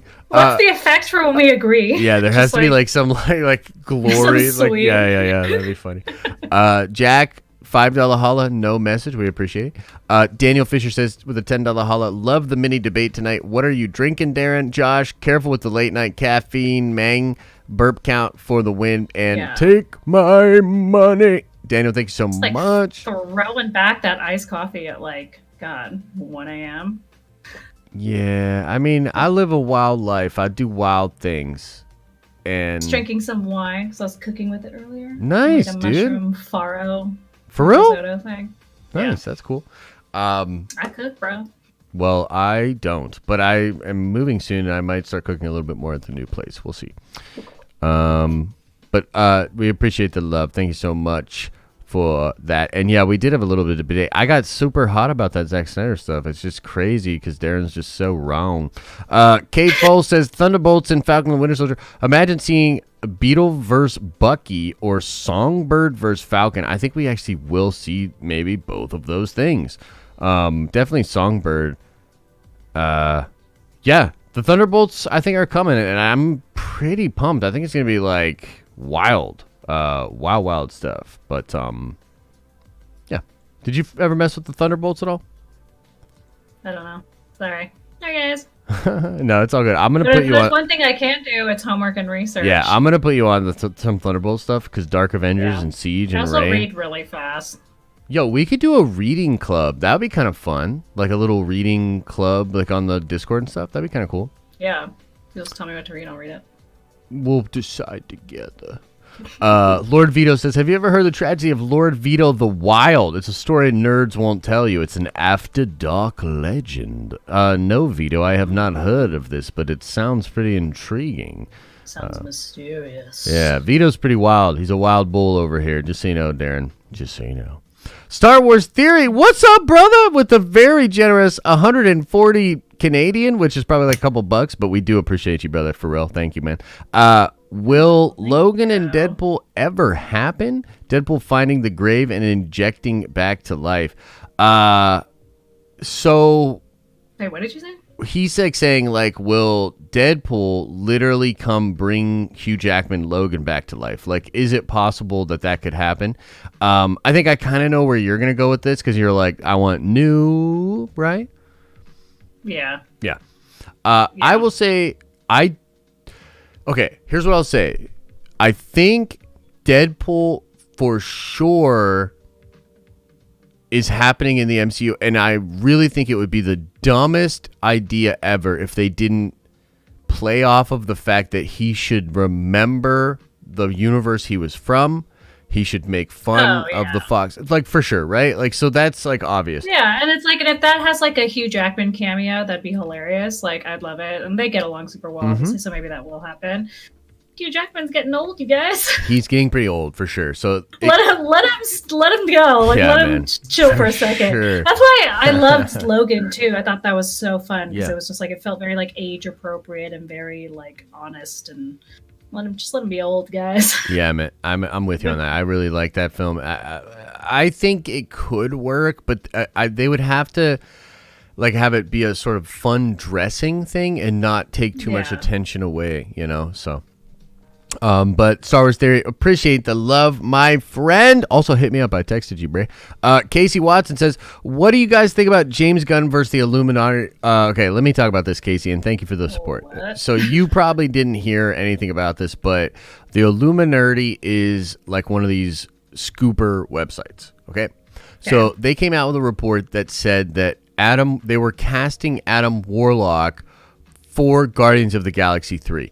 Now, James Gunn, who I've actually been critical of lately, has been sort of on social media swatting down leaks or rumors or reports like that. And he, after the Illuminati talked about this article, he came super hard at them and said, there's no casting going on right now. Where do you come up with this shit? Okay? Now, here's the thing. That made the Illuminati look horrible.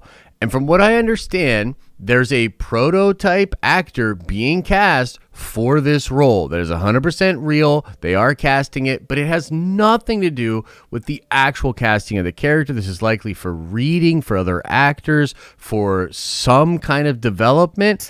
It doesn't have anything to do with the actual actor, but it's not total bullshit. And the thing that bugs me is James Gunn should know for sure that there's likely some truth to the I don't know. Maybe I'm just going crazy here, but I feel like it's out of place for someone like James Gunn to wave his power around and try to smash a publication like the Illuminati, who does do good work. They got this one a little bit wrong, but it's not like they pulled it out of their ass. There is a prototype casting for Adam Warlock that is happening right now. So, that's I think that's a weird thing to clap back on, because it's not like it's a big secret. He was the end credit scene. For sure, dude. It doesn't make any sense for him to clap back. So it's not even like they ruined the movie. It was the end credit scene. So it's like, if they were casting for him, okay, we knew that he was coming. You guys told us. It's not that big of a deal. Yeah. So I don't know why that would garner his response. From what I obviously know nothing about the situation, from what it sounds like, it doesn't seem like the response matches the act.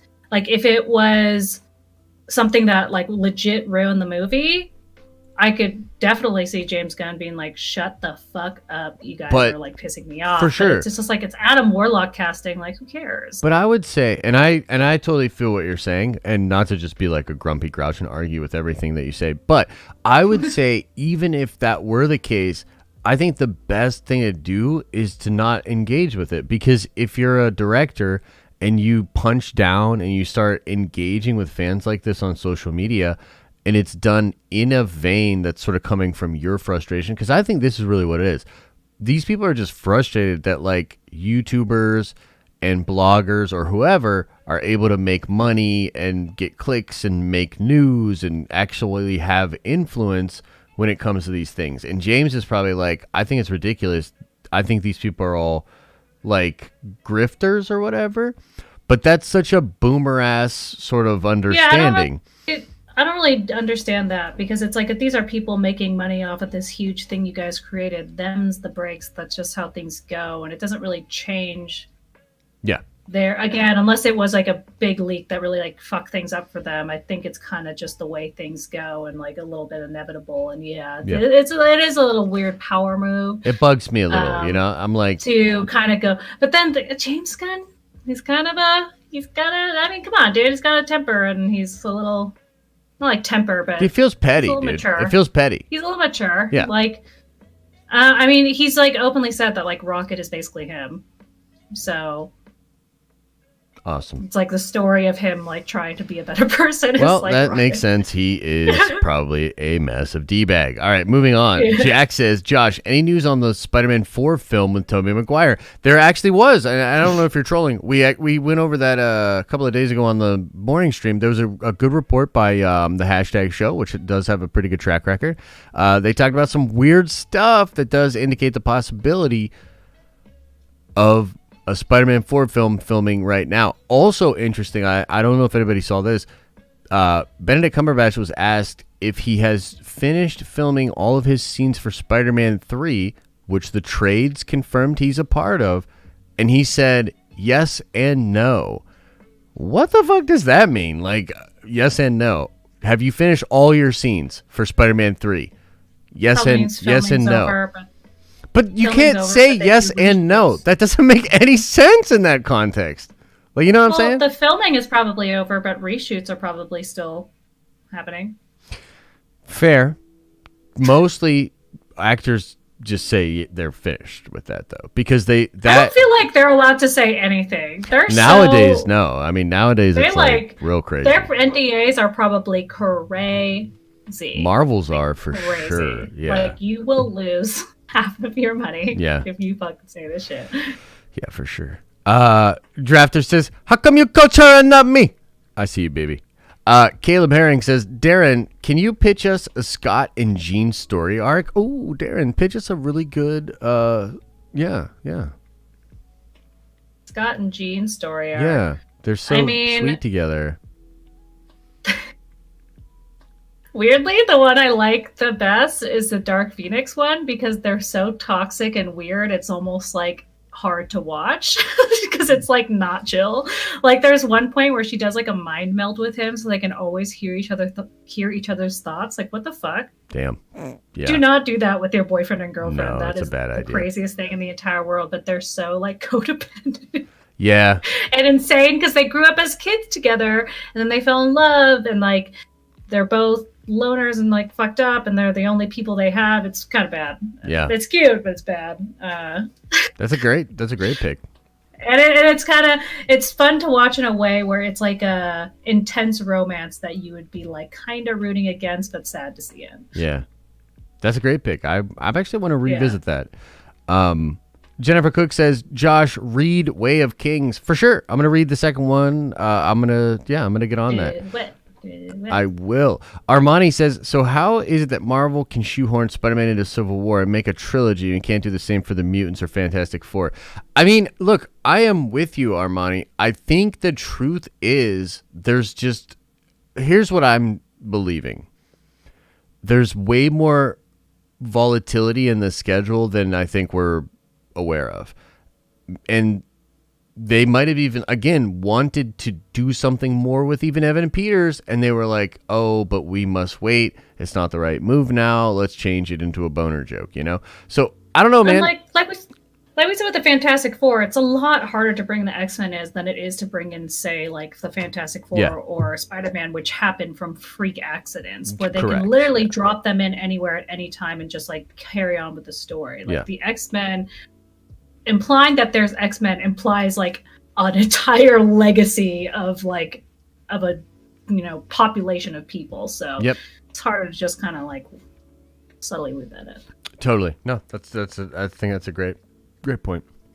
Mason says, finally binged The Boys, and geez, what a show. Yeah, I actually like the first season so much more. I was personally pretty disappointed in the second season. Oh my God, wait, we agreed again. Somebody better start writing this down. I'm still looking forward to the rest of it though, but yeah, season 2 was like not as good. No, for sure not as good. And it wasn't so bad that like I'm not excited about it anymore. Like I'm still very much excited about the show. Yeah. I was just it was a stark drop off, because I actually did rewatch the first season after the second season came out. Just like my friends were watching it for the first time, and I was like, watching. I was like, I forgot how awesome the first season is. Like the first season is awesome. It is amazing. I couldn't stop. The first few watching episodes it. are like a masterpiece. Yeah, like a masterpiece. Pacing, story. It's just fucking crazy. Yeah. It's a truly fantastic show. Yeah, agreed. Maybe they'll step it back up in season 3. That would be great. I think so. Let's see here. Ensuring that @Ashton gets a shout out. Thanks, Josh. For sure. What's up, Ashton? I have not been peeking at the chat, so I don't know what's up with Ashton or whatever. But yeah, shout out to you, Ashton, for whatever that is. Josh Meadows says, will we be able to buy a Nerdvenger hat with Nerdcoin? I'm actually working on something like that, yes, where you will be able to actually use the Nerdcoin to make at least partial purchases on physical items with some Nerdcoin. More on that in the next couple of weeks. Yeah. Armani says, Zack Snyder's Justice League is becoming too big to fail. How will this push or challenge Marvel? What are they going to do to counter or try to one up? I don't think they're going to necessarily do anything directly to combat the. I don't think. Yeah. I don't think these are the same playing fields at all. Marvel's fine. Yeah, Marvel's totally fine. They're fine. Well, not only are they fine, but like Warner Brothers is such a mess right now that like they don't even know if they're green lighting more Snyderverse, which to me is absurd. I honestly don't feel like they're even playing the same game. No, they're like, definitely when I watch not. Both franchises, it feels like I'm like totally different worlds. Like to say that they're both superhero franchises is probably the only thing they have in common. Yeah. And Warner, like to your point earlier too, like even Zack stuff when it was still in its prime was divided. Like Man of Steel divided audiences. So it's not like they literally never had the same situation that Marvel had, you know? So yeah, for sure. Yeah, just different. But having said that, Armani, I love Snyder stuff. I'm excited to see it, man. I hope it's really good, and I hope we get more of it, but we will see. Elisa Scott says, Whitney can't tell me what to do, and also I want to see Darren beat Josh rap battle. I think what she meant was beat me in a rap battle or something like that. We could do a rap battle. I cannot freestyle. I do not have that. We can write it all. It takes a certain something in your brain to be able to like freestyle. Yeah. I do not have that. Yeah. I used to freestyle. I don't do it as much anymore. I mean, obviously not at all anymore. But my roommates used to freestyle constantly. Well, we were the Eminem generation, so we all tried it, you know. We all tried it. I just let it fly right by, and I'd be like, no, thank you. And also, Elisa, I don't know what you're referring to. I assume Whitney is like, you don't super chat or something like that. I don't know what you crazy ladies are doing in chat, but appreciate the love. Alan Peak says, 5 stages of grief. If no one gets this, then Marvel did wrong explaining what it was about.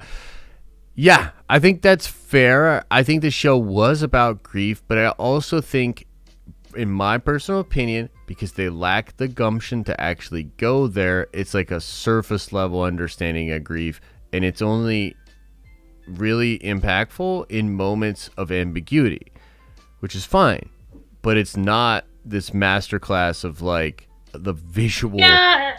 You know, it's hard to say that it was a story about the 5 stages of grief, because it really wasn't, because you're dealing with someone who's like slightly delusional. Yeah. And, you know, I know denial is like one of the phases, but it's like when you can actually deny the world reality, it's a different, totally a whole other bag. That's like me denying the whole mutant thing. Thank you, Alan. Appreciate the love, man. Schuler Allen says, Darren, you're absolutely beautiful. I'm half Japanese. What Asian ethnicity are you? I am also half Japanese. Nice. Game recognized game. Indeed. No, that is nice, and also very responsible simping, must I say. Yeah, that was a very responsible simp. Thank you. Yes, well done. My compliments. Whitney with a $5 holler says, Elisa can't tell me what to do. And yes, we want Darren and Josh to decide this WandaVision conundrum with a rap battle. Love you, Elisa. Oh, look at these ladies. Look at all the lady love. That's so sweet.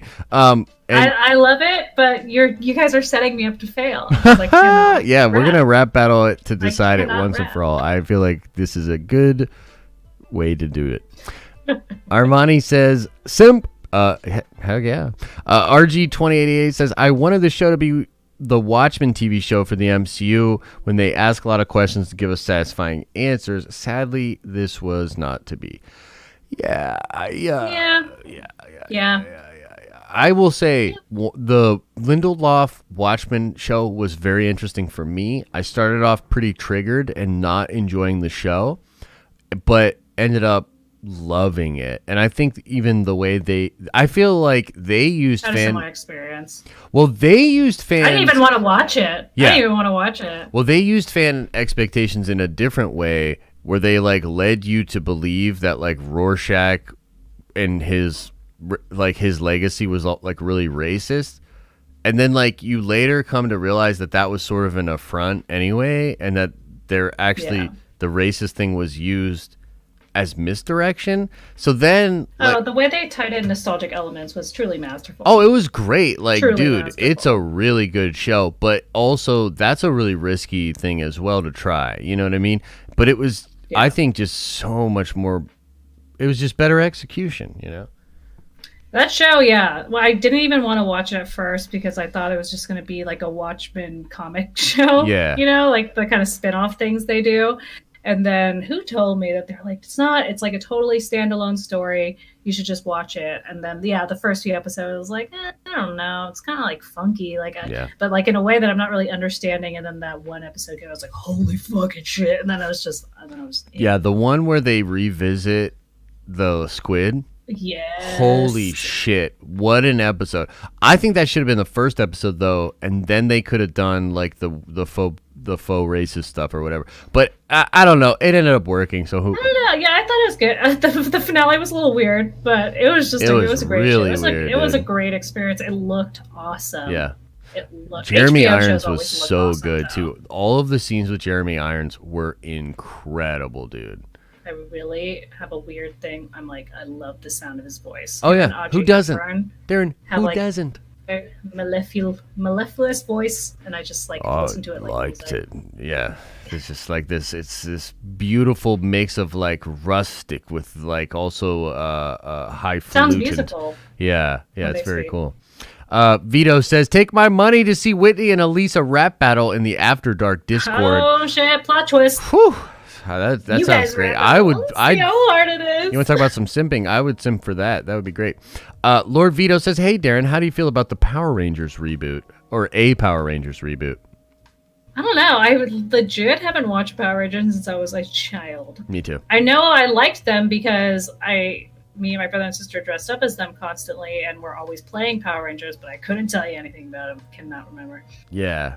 I liked him a lot. Vito's also obsessed, and so he won't stop about it. But yeah, Joseph says the yellow Power Ranger because my sister, I'm the youngest. My sister would always just be like, "You're the yellow Power Ranger." And I'd just be like, "But I want it." She's like, "Well, you can't. You can't. What would she take? Pink or whatever? Yeah. Lame. Joseph Goldenhawk says, "Do you think Blade will play a big part in the MCU future?" I don't think he'll play a big part in it, but he's a really great actor, so hopefully he gets a lot of cool scenes and a lot of cool play. That'd be fun. Alan Peak says, "Sorry, I have to." Alan Peak says the joke due to Matt's. Wait, what? The boner joke was due to Matt's work on Facts of Life, right? They side character he wrote about makes sense now. I'll have to look into that. I'm not 100% on that, but yeah, that could be the case. Still a terrible choice. That's a deep cut. That's a deep cut and a terrible choice. The Joker Wild says debate 8, Josh versus Darren, Fox X-Men movie brackets. That would be pretty sick, actually. Alan Peak says I meant growing pains. Stewbone? It's still a deep cut. I don't know. Oh no, I feel like that debate 8 might not be as hot because I think we actually agree a lot when it comes to X-Men stuff. That's think like so one thing that we do a lot. We got to pick on something that we don't agree Maybe we on. should do the DC versus Marvel thing next week, but I always thought I'd be the one defending Marvel, and now it feels like I'm going to have to defend DC next week. That'd be wild. Yo, take this one real quick as I go to the little boys' room. Seeing TV Flash meet DCEU Flash at the time was so amazing and exciting to hear how DC used the multiverse. I was so sure WandaVision would bring that times 100 and introduce the multiverse. Why do you think When did that happen? So that was in the last crossover event for the CW shows. They had Grant Gustin. I watched all of I actually liked the Flash show. I was very surprised. Me too. I ended up watching all the way up Keep talking. I'll be right back. The last 2 seasons, because now I just lost my train of thought. Yeah, I watched all of the Flash seasons all the way up until the last 2 seasons, so I haven't watched any of the crossover events. I tried to watch Supergirl, but it wasn't as good. But I don't know. The Flash was good in the way that a CW show is good, where it's like it's never like great, but it's always a good time. I don't know. It's very young adult teenage romance kind of vibe. But I think the main cast in that show is very charismatic and a whole lot of fun. Iris is kind of boring, but the rest of them are good. Now I don't know what to talk about because this is not something I have a whole lot to go on because this is not my wheelhouse. So let's see. What can we talk about? Supergirl's trash, Smallville vibe. You know what? Yes, very Smallville vibes. Which actually, come to think of it, Smallville was like kind of ahead of its time because that was still back when people weren't really ready for superheroes. And that was a good show too. I used to watch the fuck out of that show. Although I take that back. I don't know if that show was good because I haven't watched it since I was like 14 years old, and 14-year-old Darren's opinions, I don't know if they hold up as well as they do now. Let's see. I'm just gonna read the regular chat. Also, that chick Lana from Smallville was very attractive. Whatever happened to her? Who's my orthodontist? Wait, what? No, don't read the chat. No. Sorry, go ahead. No, I was reading it because you left on Flash. And I was like, I don't got a lot to say about Flash. Yeah. So I talked about Flash for a little bit. I talked about Supergirl. I talked about Smallville. Smallville was cool. I liked that show. So it was a little ahead of its time. I don't think the world was ready for superhero shows yet, but it was still... Yeah, for sure. I also said it was good, but then I also said 14-year-old Darren thought it was good, so who knows if it was actually good. True. True. That 14-year-old Darren was trouble, I hear. Lord Vito says, hey, Darren, do you think Wanda was a villain? That's a great question. What do you think? Was she a villain?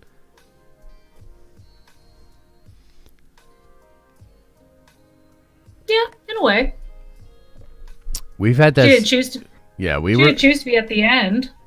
So, True. but she definitely did some villain shit. I mean, come on. Yeah, she was very villainous. Yeah, she was cruel. You know what I mean? She was cruel. So I don't know, villain maybe not. We had this debate like on the Discord. The EPs were like debating about this and shit, and it's like I think it's fair to say that she's villain. She has villain potential. You know what I mean?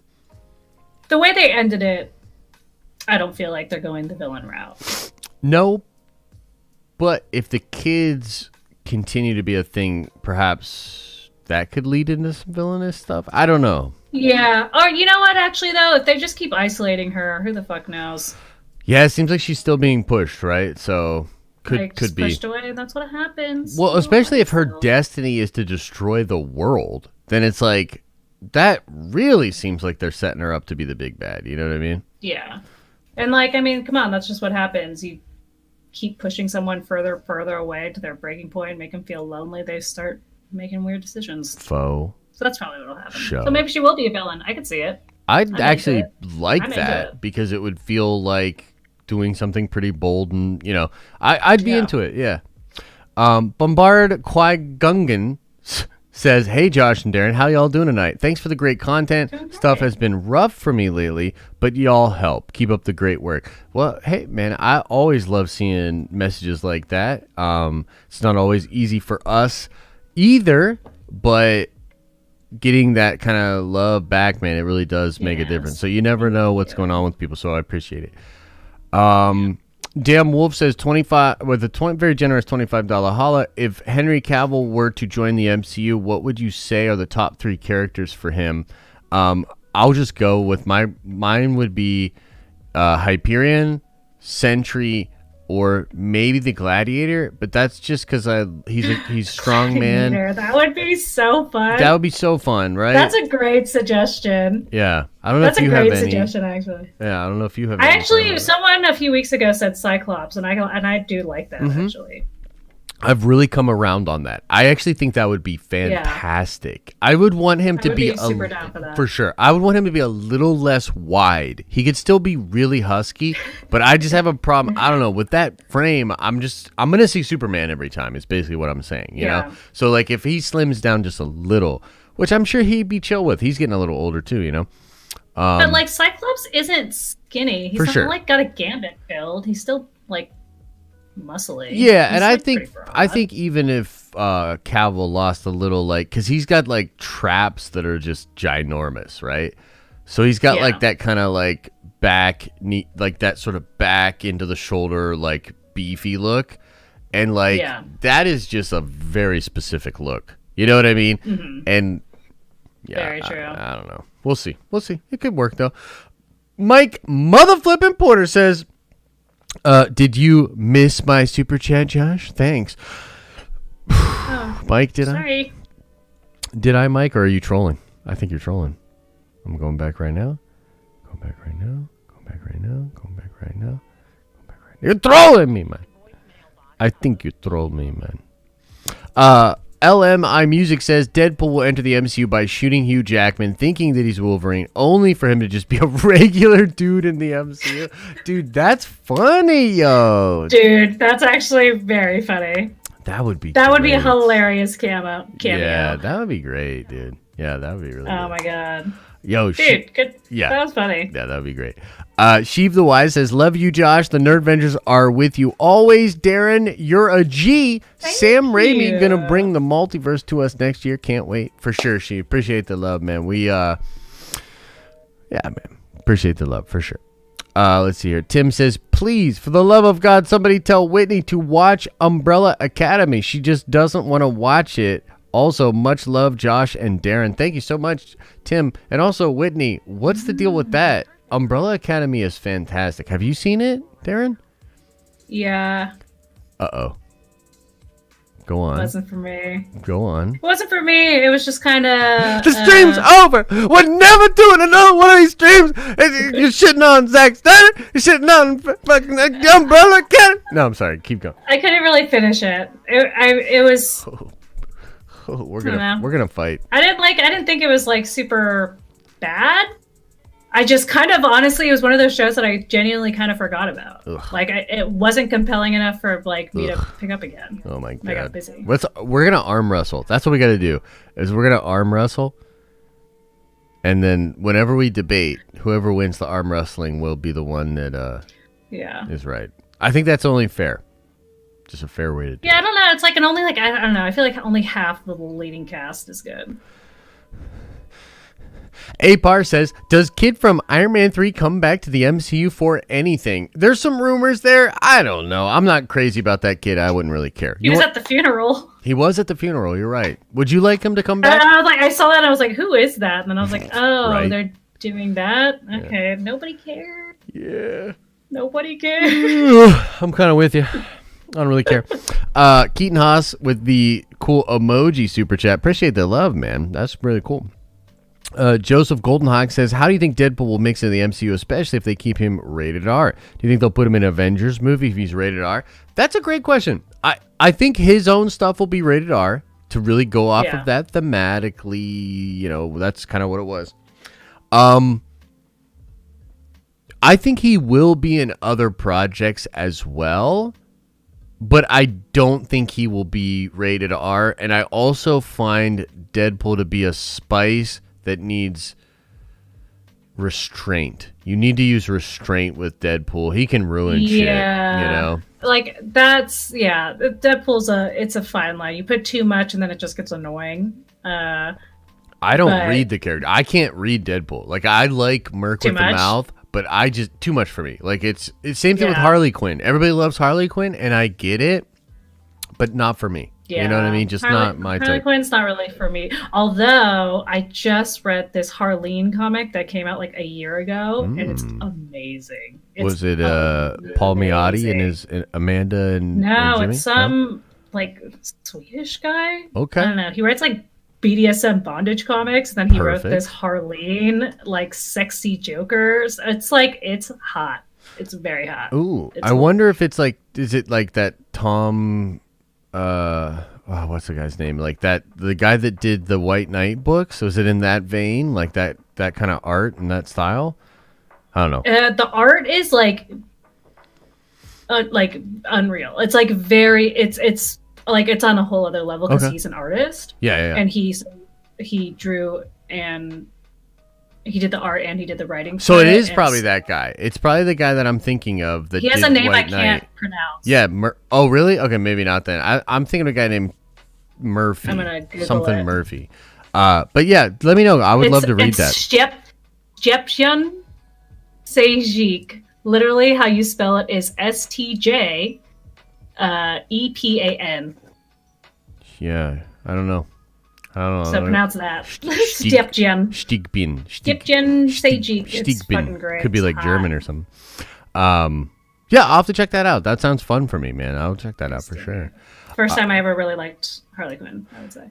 Yo, so check this out. Heroes was the best superhero show, hands down. What do you think of that? Did you watch Heroes? I forgot about Heroes. I loved Heroes. Like, first season was obsessed awesome with that show. But then it just falls apart. The last season was weird, but like, I actually can't even remember what happened in the last season because I remember it got bad. It did the classic like network TV thing where they kept it on longer than it should have. Yeah. But oh my god, those first I agree. Obsessed with Heroes, like obsessed with that show. It was again probably ahead of its time a little bit, and even like the way they did the credits with like the comic book box lettering and stuff.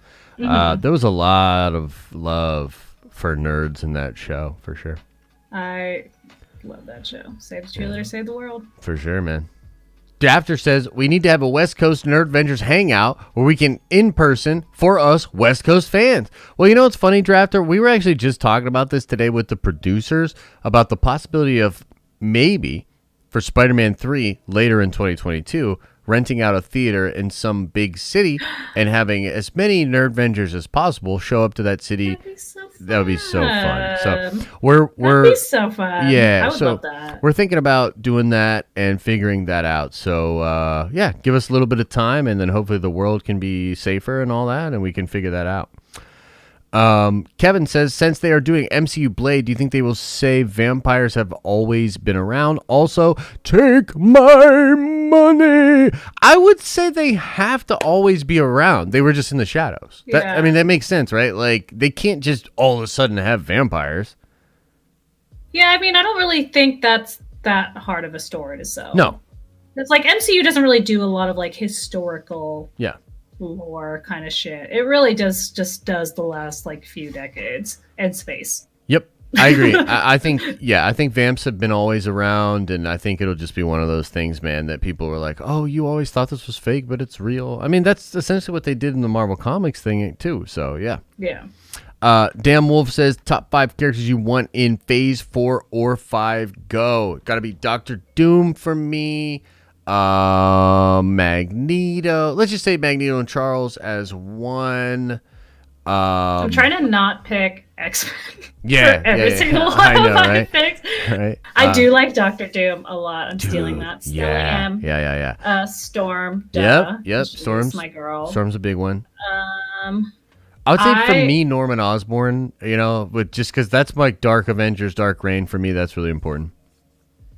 I really like Kitty. Kitty Pryde's very important. I really like Kitty Pryde. I think I like relate to her more as any character, as like, yeah. I don't know, maybe it's because I was like a young girl reading X-Men comics, so it's like I could totally really like see you relating to Kitty in that world. But also like Kitty's, the way she relates to the older women and the other older male characters too is really interesting too. So yeah, there's a lot of good I'm excited stuff to see She-Hulk, actually. Yo, She-Hulk's going to be great. I am really into that. Yeah, She-Hulk's going to be great. That's already happening. Yep. And... Galactus. Got to see Big G. I want to see Big G. And not be a cloud, Don't be a big cloud. That'd be fun. You know what? I kind of want to... I'm going to say Magic from the X-Men only because... that would mean that the magic world and the mutant worlds combined. And I love it. I love it. I was hoping for a little bit of that in WandaVision. Anyway, Whitney says, Darren has my back, and I shall see if I end up watching it. No promises, though. Well, guess what? I think you should watch it because it's dope. But, do what you got to do. Bombad Qui-Gongan says, good night from Delaware, LOL. Much love, Josh. Thanks, man. I think that your name's really cool. So thanks. Darth Dingus says, Cavill as Beast. I could see that. I think he... see that. Yeah, I could see that. He probably wouldn't want to do it, I could see that. Okay. I could see it, too. Yeah, man. That's good. Would he be a better Beast or Cyclops? Oh, no.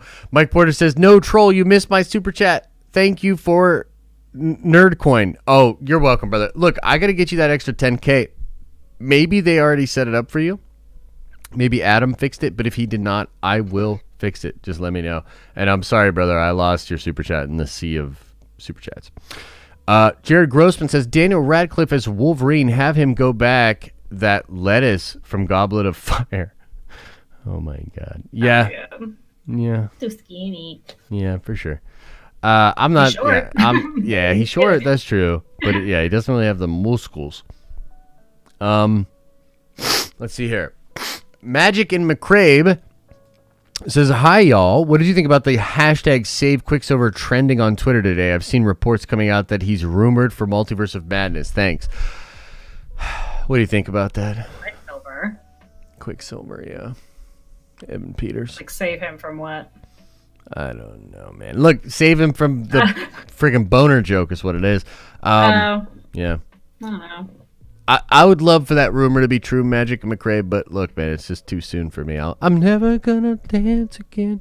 Drafter says, Darren must not be an emo MCR fan since my boy Gerald was involved in the Umbrella Academy and the MCR fanboy. MCR? What's he? That's MCR. I'm not sure. Drafter, we need less acronyms. Sorry. This late in the show, when we're brain... Yeah, with Umbrella Academy, I liked Paige. I liked... What's the little teenage boy? Yeah, I don't know. I think that was basically it. Really? Because I felt like that she was like... Or he rather was like the worst part of the show. I thought like that whole part was so cringy for me. But the chick from Hamilton, I like her. Was she the girlfriend? Who was she? She, God. Is she the black girl chick? Yeah, with like the blonde afro. Dude, she's fantastic. She's from Hamilton. Yeah, she's fantastic. I like a lot of that cast. I actually weirdly felt like Paige was like a really weirdly out of place person for the show. But it's fine. No, I felt like for the character she was playing, or he was playing, it was apt. You know, like kind of weird and quiet. That's fair. Yeah, that's totally fair. Like, I felt like the second season though, like to me, I just didn't buy that relationship. Like I was like, yeah. I haven't watched second season, so. Oh, okay. Never mind. Is it better than the first? Something to look forward to? I will tell you this. It's a fantastic season. It's just that particular element with that character I wasn't super fun with. They're doing interesting My Chemical Romance. Oh, what? I didn't know that. Gerard Way was originally cast. Oh, okay. That's pretty interesting. Cool. Was originally created. That is pretty interesting. Lord Vito says, did you call your mom? Yes, I did, Vito. I actually talked to her a couple times today. Did you read the Olsen interview? Deny. No. I'm not sure what you're referring to. If it's significant, hit me up on Discord. Josh, also to the previous super chat, I didn't know that the guy from My Chemical Romance created Umbrella Academy. I wasn't emo in high school. Oh my god, he created the comic. Yeah, apparently. Yeah, that's what it said. I totally forgot about that. Yeah. No, I was more like, I definitely had my little screamo emo phase, but I never went full emo. But I would go from like cheer practice to like Bullet for my Valentine concerts. There you go. You know, you gotta have a little bit of both worlds. You definitely do. Yeah. Definitely not more of like I wasn't like cambric.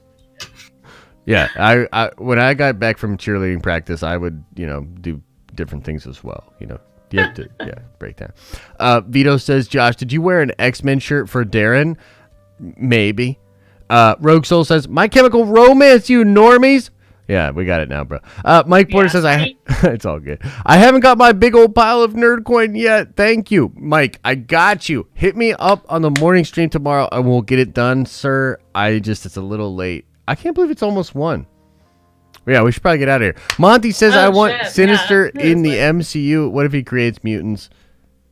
I don't think he'll create mutants, but yeah, he could be involved in like the cataloging or perhaps that would be really, really cool, and we appreciate you. Yeah, he's a schema. That's for sure. All right, ladies and gentlemen, we're going to call it there. Thank you all so much for the support. We appreciate it. We'll be back at it again next week. And you guys are the best. Yeah, we're going to make cool improvements, too. I want to do, like, fun poppy things, so we'll get that going on as well. Tell me if you guys have any ideas and suggestions. Just hit me up in the Discord channel. Sure. An APAR, I'll cover this just because you got popped in. Disneyland opens back up in April, and I'm almost sure Avengers Land opens up soon after.